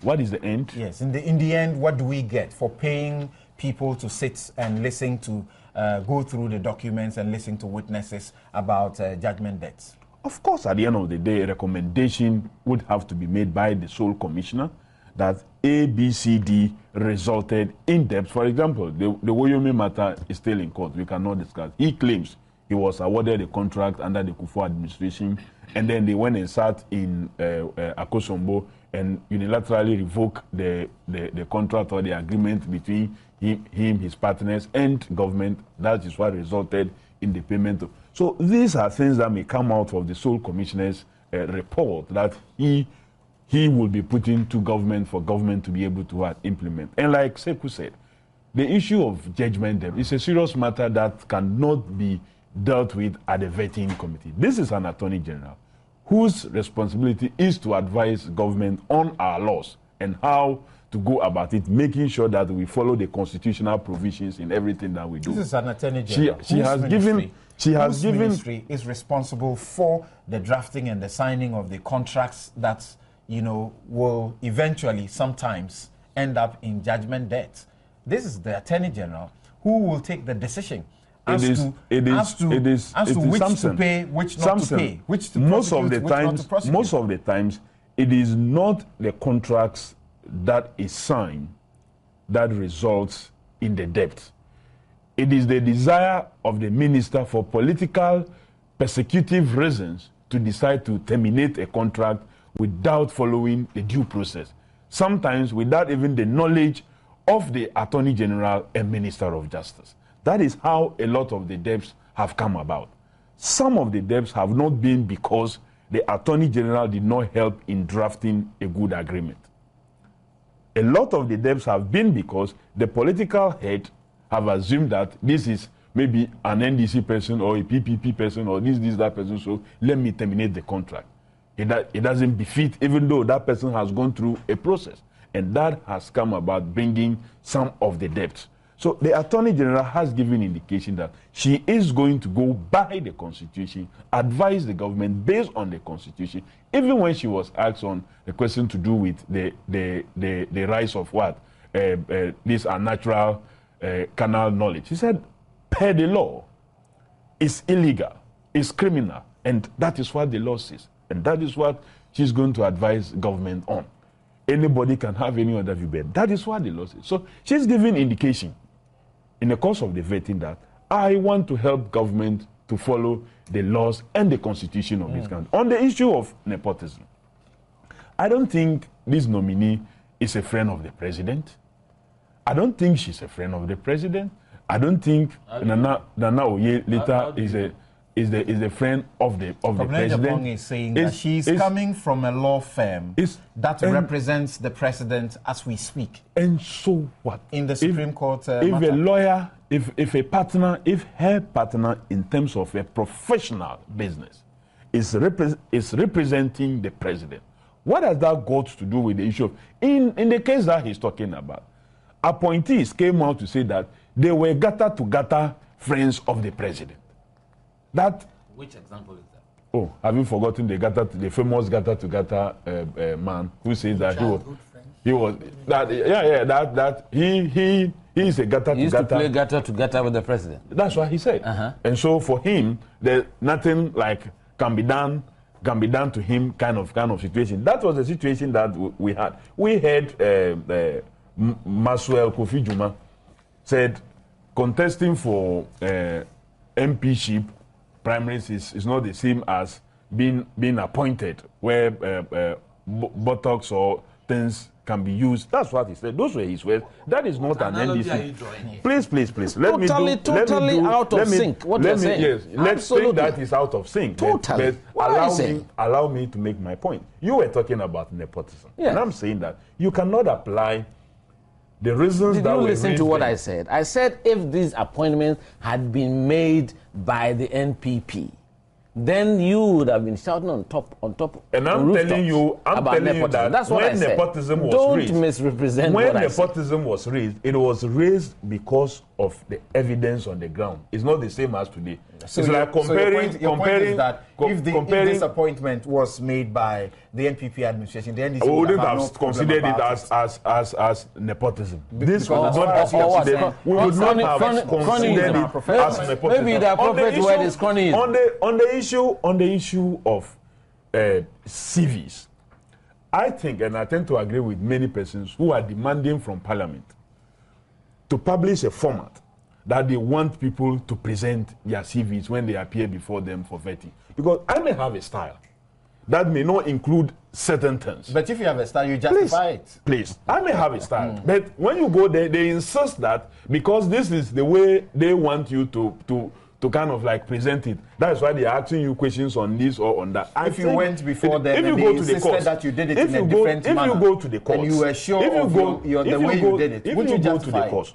Of course, they insist that maybe they want you to add this, they want you to add that, they want you to add. If you go to the courts have developed a certain format where people will have to abide, you fill out in that order. I think it's high time the Parliamentary Vetting Committee should develop a format so that nominees will just have to add, fill in to those formats and add any other additional information at the end of it, where everybody brings his style of CV presentation, and now they have to have the difficulty of going and saying and making it look like it is that person that committed an error. It's wrong. I don't think that. What I heard on the radio this morning had nothing to do with style. It had all to do with substance. I'm going to end on your quick comment because you see, there's two sides to the Parliamentary Vetting Committee discussion. There is also Dr. Henry Dana, who appeared before the committee yesterday and who by now has come under some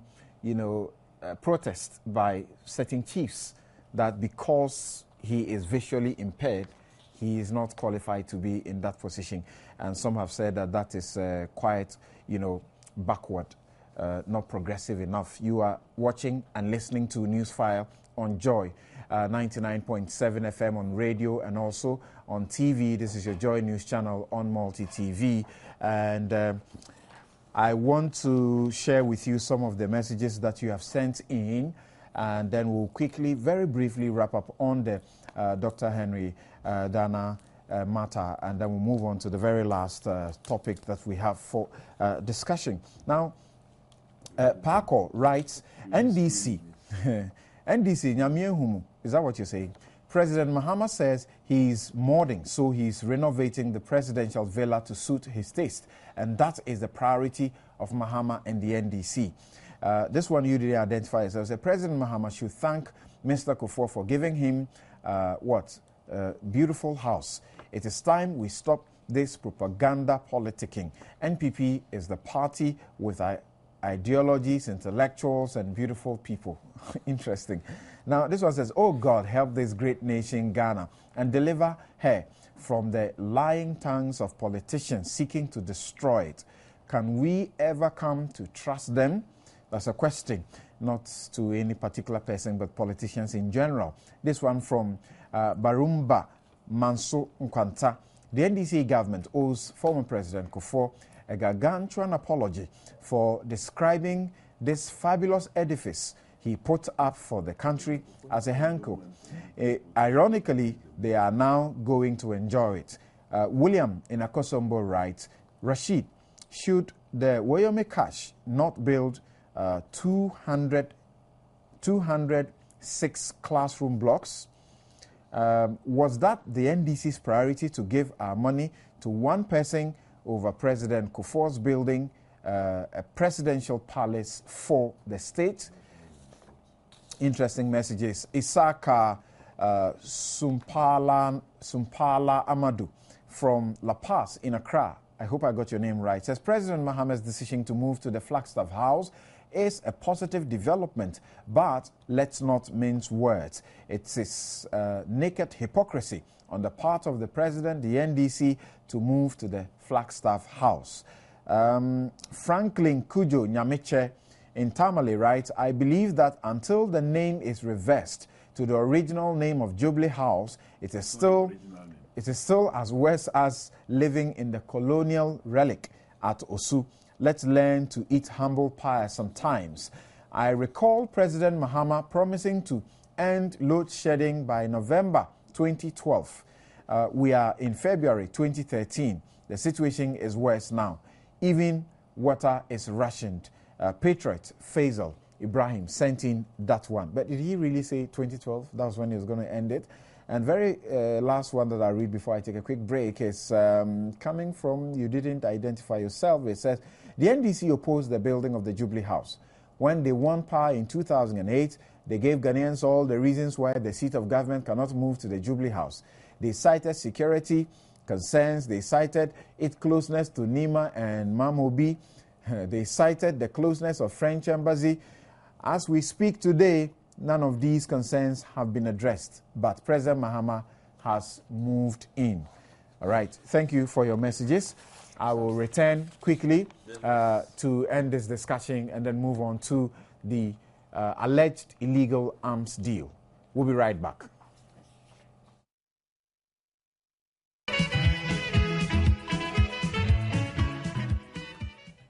You're on Newsfile, your most authoritative news analysis show. I'm Samson Ladia Yanini, my guests in the studio, Kwabena Japong, Dr. Sekou Nkrumah, Kofi Adams, and Rashid Pelpo. Now, I read this message from Abdul Malik Kwekubako Jr. from his hideout in New York. He says that the transition team set up a technical committee to assess the state of the project. He's referring to the presidential villa. And the committee, which had representation from the Institute of Engineers, Architects, and the AESL, came out with a report in February 2009 saying that the project was 98% complete and that the presidential villa was complete and ready for the president's use. The committee also agreed that the project contract was in accordance with the appropriate international requirements of the procurement laws of the country. The AESL was the consultant to the project. 28 local contractors had been subcontracted as part of the construction of the presidential palace. Newsfile has already dealt with most of these issues, and a playback of previous editions of the program will indicate how redundant some of the issues being raised are now. I remember of some of the discussions. I find the level of dishonesty, mendacity, and ineptitude driving the relocation. Why? Driving the level of driving the relocation announcement by government not only amazing but irritating, most irritating, he says. The official documentations are available for verification and authentication. Period. Abdul Malik Kweku Bako Jr. sent in that one. Now, the official gentlemen, 90 days more to finish. Now, gentlemen, there was also the issue about the chieftaincy minister designate. Some have said the attitude demonstrated by some of the chiefs is most backward and not progressive for this country. What do you have to say briefly? And I mean 2 minutes, and we'll move on. Let me just make 2 minutes. That is your time, right? For that comment. So let me proceed. I think Kwabena made an excellent point about clout when the president appointing people. For example, if you are talking about diplomacy, we know that Kofi Annan has clout in that area. So that's the point. And then again, when a president is picking or appointing people, I think he should avoid, and that's what is NDC or MPP president, he should avoid relatives, friends, and so on. I think they should be way down on the list because people then will raise concerns, and I think he's right to raise those concerns. If one person... President, there's no relative of the president so far in the... I said relatives and friends. I said, but we discussed about Kufuor's brother, so I'm not talking about only Mahama. I'm saying the president of Ghana. Whether it is in general, I'm not talking about President Mahama specifically. Right. The issue of the person who was appointed to head the Ministry of Chieftains. Dr. Henry Seydou Dana. No, I'm sorry, I don't know him personally, and I'm not very familiar with his name. But the point here is that I believe the president, when he's making those appointments, he consults his party. So, and of course, there are wider consultations beyond the party. So I believe in the case of chieftaincy, I'm sure a few chiefs should have been also brought in for discussion and so on. So I'm not clear why now a section of the chiefs are complaining that the gentleman is disabled or not. The fact of the matter in Ghana, the president is bigger than any chief in this country. Asantini or whoever. So you can say that when the president speaks, they listen. But of course, we know that leadership is a dialogue, it's not a monologue. So you need to open up with people, hear the views and so on. But I am just concerned that why were chiefs not consulted in this matter, for then some of them now to be saying that if you are disabled as a chief, you are not supposed to occupy making a position. statement of fact that why were chiefs not consulted? Because I think they should have been. If in that area of chieftaincy, you want to appoint a minister, they may have then been obviously you need to consulted. discuss. And I think within the NDC, this particular chief and the other who have come out were not the ones who were consulted, and probably no. But what I mean that when you consult with chiefs, chiefs, then they can give you an idea of the thinking of the chiefs and so on, their culture and beliefs, traditions and so on. Okay. But I think they shouldn't stretch it too much. So that if, for example, there were chiefs who had told the president that don't appoint him, don't nominate him. But you listen. Because of a disability, he should have listened. Of course not, because that does not stop you from being appointed as minister. Okay. Now, Kofi, what do you say about it? Can we? Is it possible to have a president who is blind? Does the Constitution allows that? Yes. It's possible because you use Braille. So assuming our president haven't been elected, I'm not saying it happens, God forbid, that it happens and the person can use Braille and decides to visit with the palaces of these chiefs, will they receive him? Will they allow him to be there? If yes, then I think his nominee in such a condition who can also function, we should look at what it is that we can put behind and move on. But cultural and traditional things, sometimes people become so passionate about it. So it's understandable the way some are feeling. It's just like the issue of rights of same-sex persons and the way we went about it. But I believe as time goes on, we will overcome this. Because this is a gentleman who has worked with chieftaincy institution. I'm told he's been a legal representative to one of the regional houses of chiefs or something of that sort. So he has worked with chiefs. It's not like he has not done anything with chiefs before. He has worked with chiefs. If he has done so in the past, and according to a write-up that I read, he has a lot of, it's more like he has specialized in traditional and chieftaincy things. So he has a store of knowledge in that area. Dr. Benjamin Kumbo acknowledged that when he was being vetted yesterday. So I'm sure, let's wait and see what he brings to bear in the ministry. I'm just so sure that some of the chiefs are being quite passionate about some of their cultural things, and as time goes on, we will all overcome. Maybe some serious education to go along, historical things, where we have come from, what used to be, why was the reason. Some people even said that a chief is not supposed to cry in public. That is why they don't allow either deaf or dumb or disabled persons with disability to appear sometimes before them. But maybe those dictates goes to the subjects, but not somebody who is not your subject. If somebody is not your subject and you can appear before you, I believe that we should allow this to pass. Can he perform his work very well? Is he able to do it? Would his impairment affect his work? If all answers to Did you listen or watch him yesterday? What did you say about his performance? No, I didn't. But I do know, I've read a lot about him, about his performance at the various agencies that he's worked with, and I think he has performed excellently this and well. Let's give him the chance and let's see what becomes. If there's anything that can be done for some of the areas that are complaining, his ministry should liaise with them and see what they can do to allow him to really function. Well, I've been wondering whether it is the same person that Nanado, when he was Attorney General, appointed to a senior position. Is the same person? Yes, I remember that. He's a very competent person. Nanado, in fact, was the Attorney General who brought him into the department first and helped him along. He uses Braille, very clever, but that fact has been lost. And I think it's a credit to Nanado that far back that he saw the potential in him and gave him a senior position in the Attorney General's department. I don't think the complaints are even very widespread. I'm sure maybe one or two chiefs, maybe they said it in jest or it's not. I don't think we should make it a big issue for the chiefs and try and lambast the chiefs. I do believe that once he's competent, and I think it's a good thing to have someone like But him at least should. we also know that by the tradition in some areas, Yes, the chiefs will be disabled from shaking hands with him. Where I come from, even if you have a major accident or some, car accident with facial, they will not install you. I mean, these are things that is different from politics. And that's why chieftaincy is different from politics. So I don't know.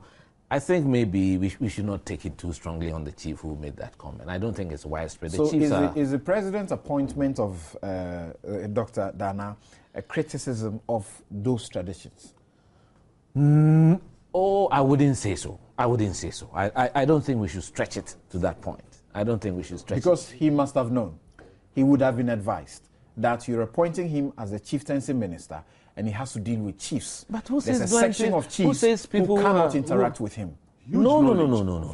Please. I don't think chiefs don't interact with people who are disadvantaged that way. In certain areas, they would not install a chief who has those disabilities. That's what I know. It doesn't mean they will not interact with you. I don't think so. You heard about the story of brilliant students graduating with first-class honors at the Kwame Nkrumah University of Science and Technology, and Otumfuo Osei-Tutu, the second being the chancellor of the university, not being able to give this gentleman the handshake that he deserved, that every, first-class student deserves with the chancellor. Well, I would have wished that I had not used that example. But, I mean, these are traditions. But is that true? I don't know. I'm not aware of what you're saying to start with. But, there may be certain traditional things. But that should not disable the minister from working. I mean, you don't need to shake somebody to work with him. In fact, in certain parts of the world, you can't shake people. And so when you travel diplomatically, yes. All right. It's even... Okay, let me come to Mr. Pelpo. So they can't shake you. All right. So it doesn't disable you from working. What's your take on this issue? Well, thank you very much. Let me use this opportunity to congratulate the nominee, Dr. Seydou Dana, who has shown a lot of class and distinction despite his impairment, and also to acknowledge that there is even a second person who is also from Wa. They are both from the Wa traditional area, my constituency, and they are both PhD, they are both blind, they are both lawyers. And this is just an example for the rest of us that impairment, as Dr. Dana said, should not be a disadvantage at all, and that his achievement is telling the rest of us in Ghana, in Africa, that we can do it and we can make it. And so thanks to the president for nominating him, and thank you to the chiefs for coming together to make a statement and said that they have accepted the president's nomination and that they were going to work with him. And I agree also with Kobna when he said that this is not a widespread disapproval. There is actually a 99% approval of his appointment, and I'm happy that it has come to this point. But let me just also say that the criticism leveled against the Attorney General. Let's finish with Dr. Dana. Now, let's look at it practically. He's going to man the ministry.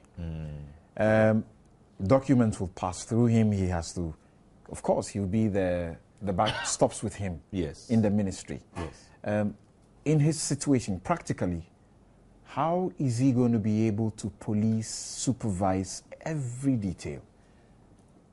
At the moment, he does it.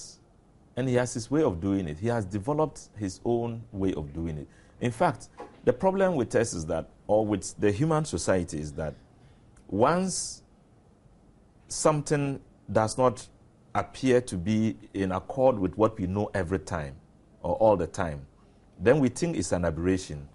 You see, in his world, our behavior, our response to stimuli or issues will be an aberration because what he does is what he knows best. So he will need somebody to assist him. He will need somebody to assist him, and he will do it the way he thinks best. And he must trust that person so much so that he should be sure that that person will not do something wrong. Yeah, he has his own way of doing it. I'm sure there are going to be counter checks to ensure that what he orders is the right thing. In fact, do you find there's a risk in there? Looking at the issue practically. There's no risk at all. In fact, if there's a risk, it's because we have allowed it to happen. Because this is a human society. And he's not, I believe very strongly that he's not going to just depend on a single fellow cross-checking his documents. Mr. Purple, there's a story we are investigating and you happen to know a bit about, where you have people forging documents and forging signatures in the name of the minister. Yeah, so the minister will have a peculiar signature, a blind man's signature, which cannot be signed by another person easily. So I know that, you know, all these questions are arising simply because we still are not sure that somebody with such an impairment can still be our leader. I believe that he is, you know, performing roles. You know, he indicated that presidential candidates of the MPP.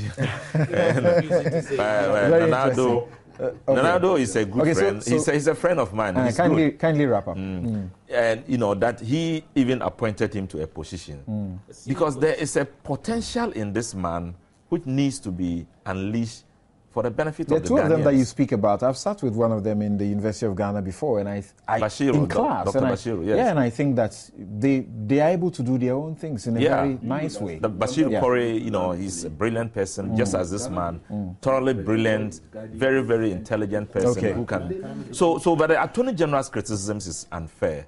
You know, we don't need. If you talk about clouds and you say, look, you've seen former Attorney General with certain clouds, and therefore you expected this also to be of that class. Let's talk about the output we are going to see in her. Competence. The competence, the abilities.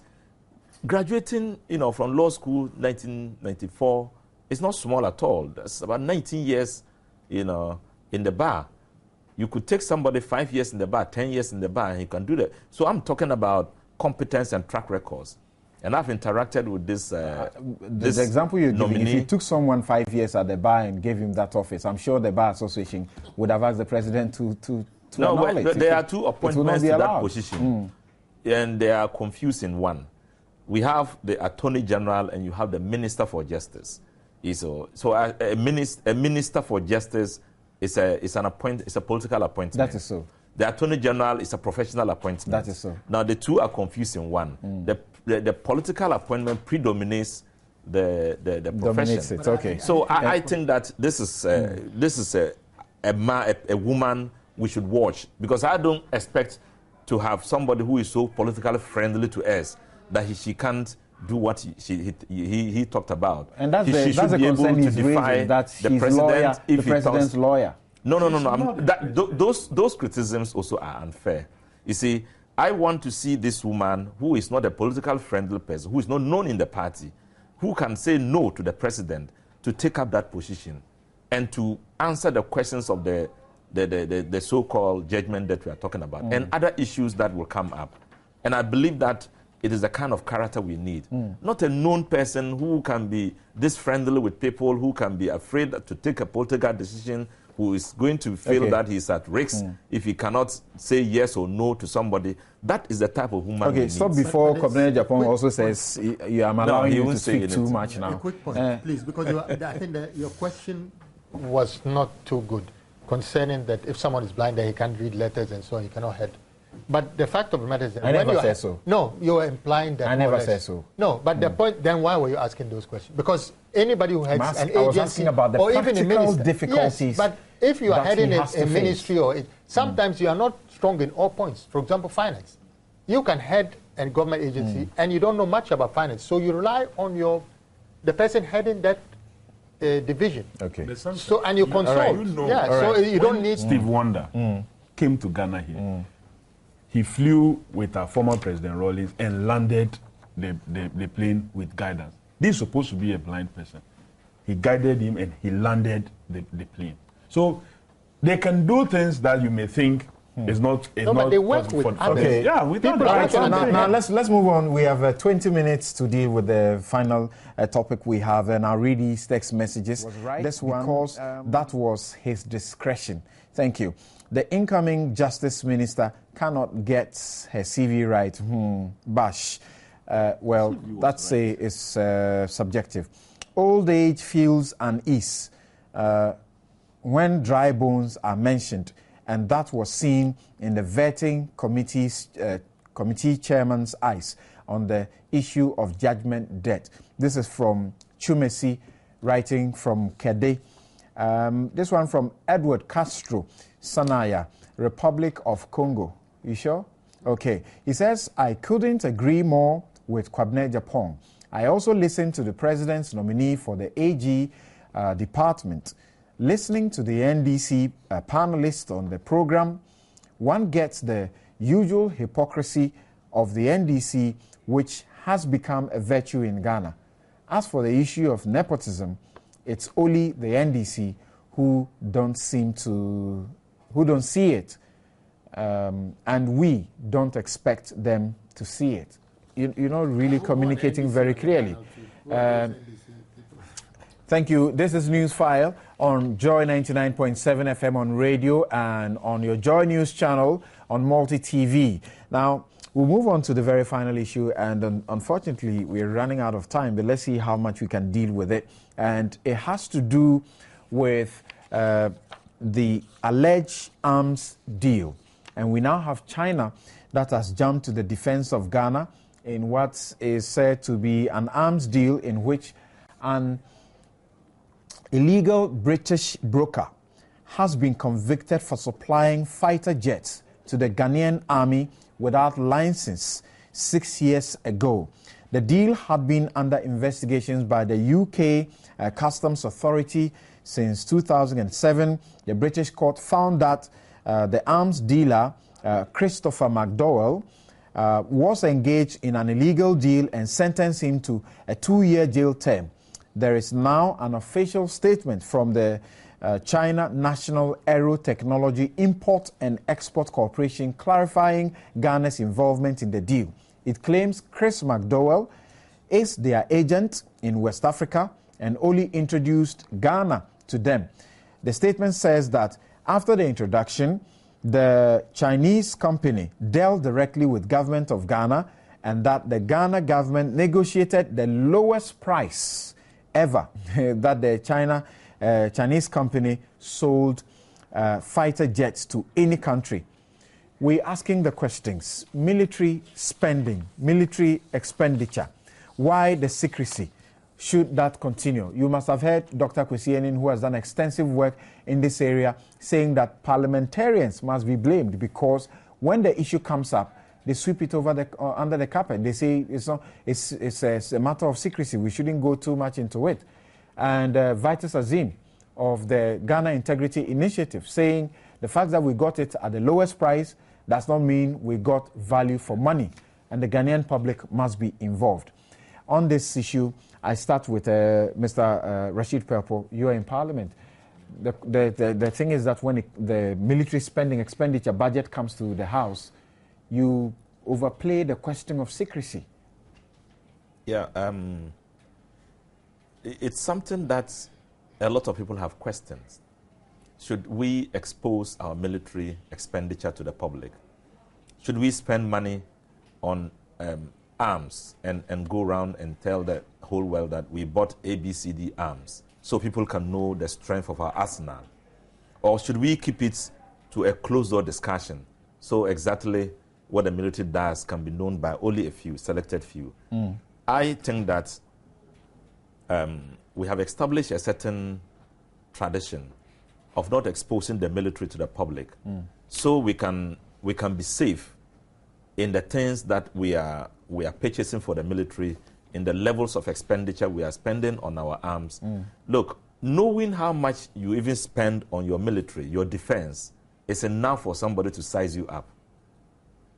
And knowing how much you spend is enough for a country to dare you, you know.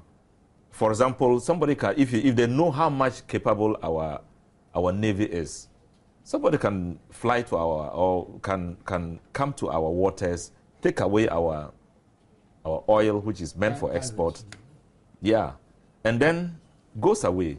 He knows that the money you have spent in taking care of your Navy will not be capable of buying a certain arm to be able to chase him and then catch him. So he takes it away. So it's important that you jealously guide the amount of money you spend on the military, for security reasons. And so it does not preclude the fact that in doing so, we should ensure that value for money auditing is done, so that you just don't say under the cover of secrecy or security, you throw away money, and then in the end, the people of Ghana are the ones who pay for it.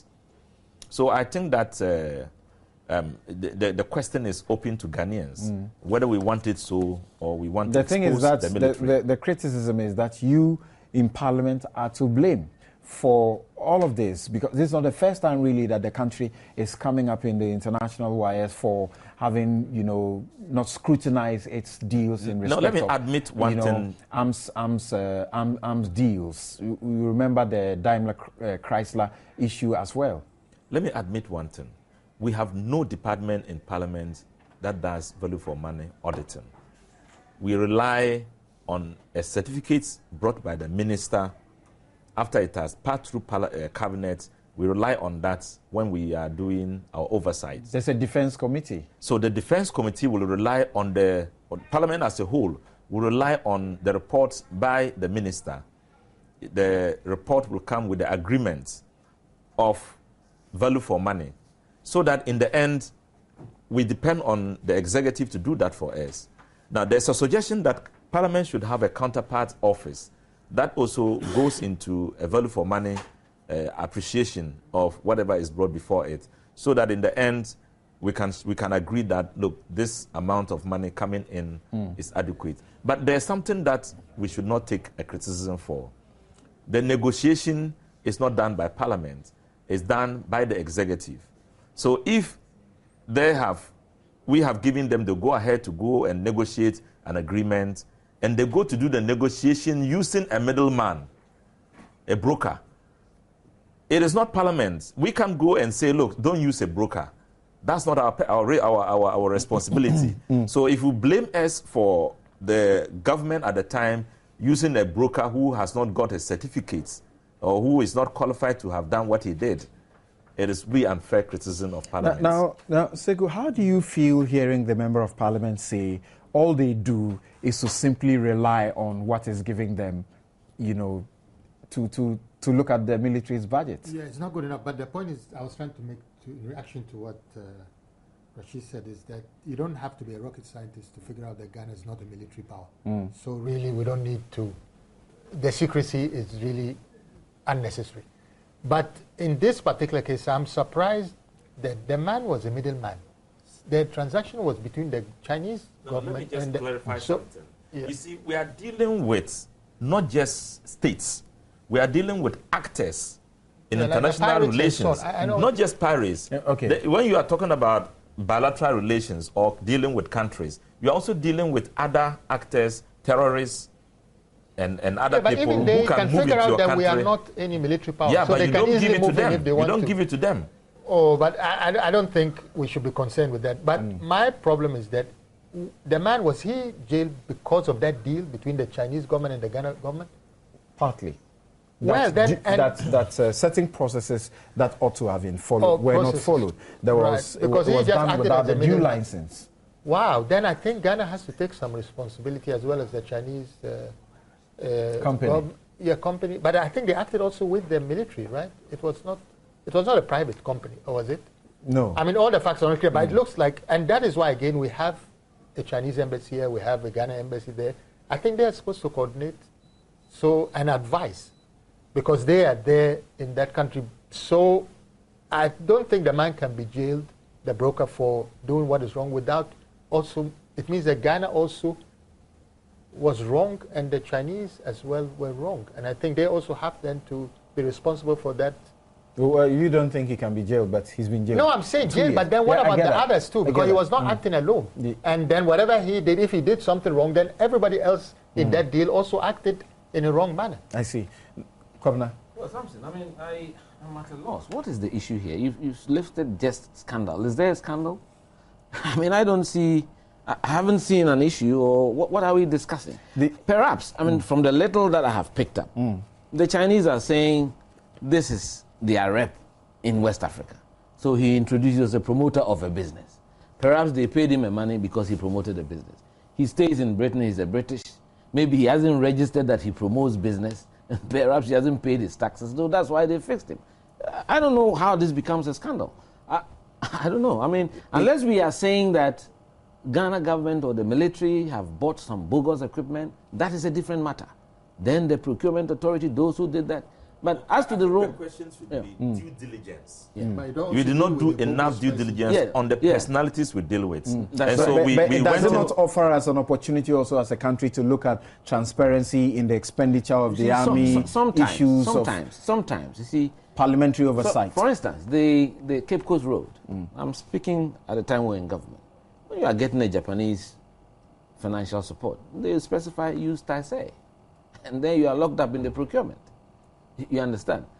Well, with the Millennium, the Bush Highway, the Americans were a bit more liberal, but they will also look at who was doing it. But they were a bit more liberal. With the Indian thing at the presidential palace, they had an input. So I understand the point of view, but when you say it is a scandal, then we have to look at it. I don't have the details of this one, but the little I've picked up, it appears to me perhaps that maybe the man himself was not a registered broker in his homeland. It may be that he operated between the Ghana government and the Chinese government for this procurement to go through and was paid. When you go back home, I don't know how you are registered, how you are listed. In Britain, they are very strict on these matters. Any money that flows into your account, they will check your license, they will check what you do, and you say, oh, you procure this money from Ghana as a result of this transaction. Oh, but you are not registered. So these are the questions that we are asking. Yeah. So if that is the question, then it is not a jet scandal. It's not a jet scandal. So let's look at what it is. Perhaps maybe we did not deal with a qualified intermediary.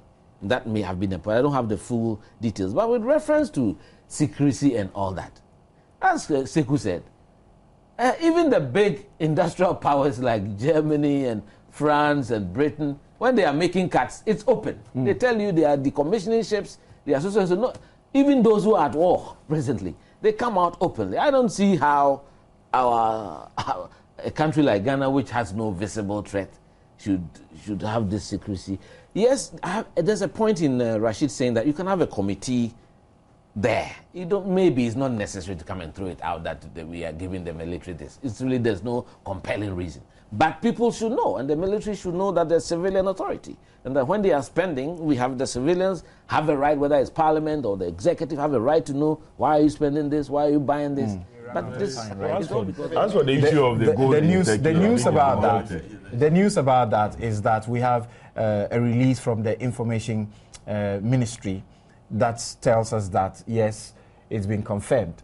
2 Ghanaian individuals are involved. It is a private company, Omanye Ghana. They dealt with it, and that maybe we can discuss that next week. Yes, so, and that there's no government involvement whatsoever. So let me. But they were not samples. Yes, they are taking samples. When you say government involved, the issue of state agencies were involved, so you can't say failure of they just did the test oversight of the samples. They were not samples, though. Samson, the issue of the jets, and then, but I remember very well that the then minority raised some concerns about this deal, and they thought that there were some problems. Whatever it was, the problem was, I really didn't know, but they kept raising it and talking about it seriously. It's just brought forth how due diligence, how far we go in engaging persons to do contracts for us. Like you asked, did we really need a broker between us and the Chinese in getting these fighter jets, or we could have dealt with them directly? Did we check whether this broker was qualified enough to be between us and the Chinese? What were the, because we've related with the British, they are our the immediate colonial masters. So in terms of relationship, we should know some of their dealings even better than maybe the Chinese. So What did we check? What did our minister then do to be sure that the person he's speaking to, that he is representing the Chinese in terms of dealers, was the right person to speak to? The background check. For me, those are the questions. We don't expect that everything be put in the public. But you, the one that have been put there, you are under oath. You need to do serious background checks so we can't have such eggs on our face. How about Parliament? You were seeking to go to Parliament if you That's why I'm saying Parliament also in a way job that the Parliament must sometimes factor in the concerns of the minority. I'm sure if the issues raised by the minority then were seriously factored and some background check done, we would not have been faced with the situation where somebody starts a deal in 2005 when not licensed. What has happened to your parliamentary when not licensed? What has happened to it? That is the personal matter. What has happened to it? No, I'm interested. What has happened to it? I will answer. I won't say like somebody. No, I was just going to add that it's very interesting. I want to know when these jets were delivered. They were delivered, I think, in 2007.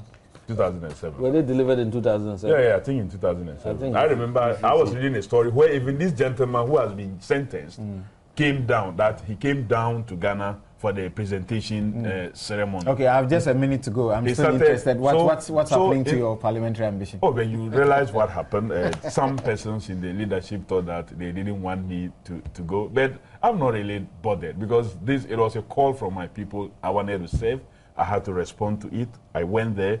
Some others thought that, no, I belong to a party. If the party says they don't want me to represent them now, I will not go independent. That was not my choice. You feel you have been unfairly dealt with? For him, don't worry. Don't disturb him. I feel I've not been treated fairly, but I've respect the decision of the party that I will not go independent. The time will come for me to be able to represent my people on my party's ticket. Thank you very much, Kofi Adams. And thank you very much indeed, Kwabena Ejepong. He is former press secretary to President John Ejekum Kufuor. Kofi Adams speaks for former President Jerry John Rawlings and Dr. Sekou Nkrumah. He is a politician. Political activist. Political activist. And, I'm not that corrupt to be a politician. Oh, no. I totally disagree with that. And Mr. Rashid Perpo is Minister. Have you gone for your vetting yet? Not yet. Or you won't be? Unfortunately. Oh, he's a minister designate for the presidency.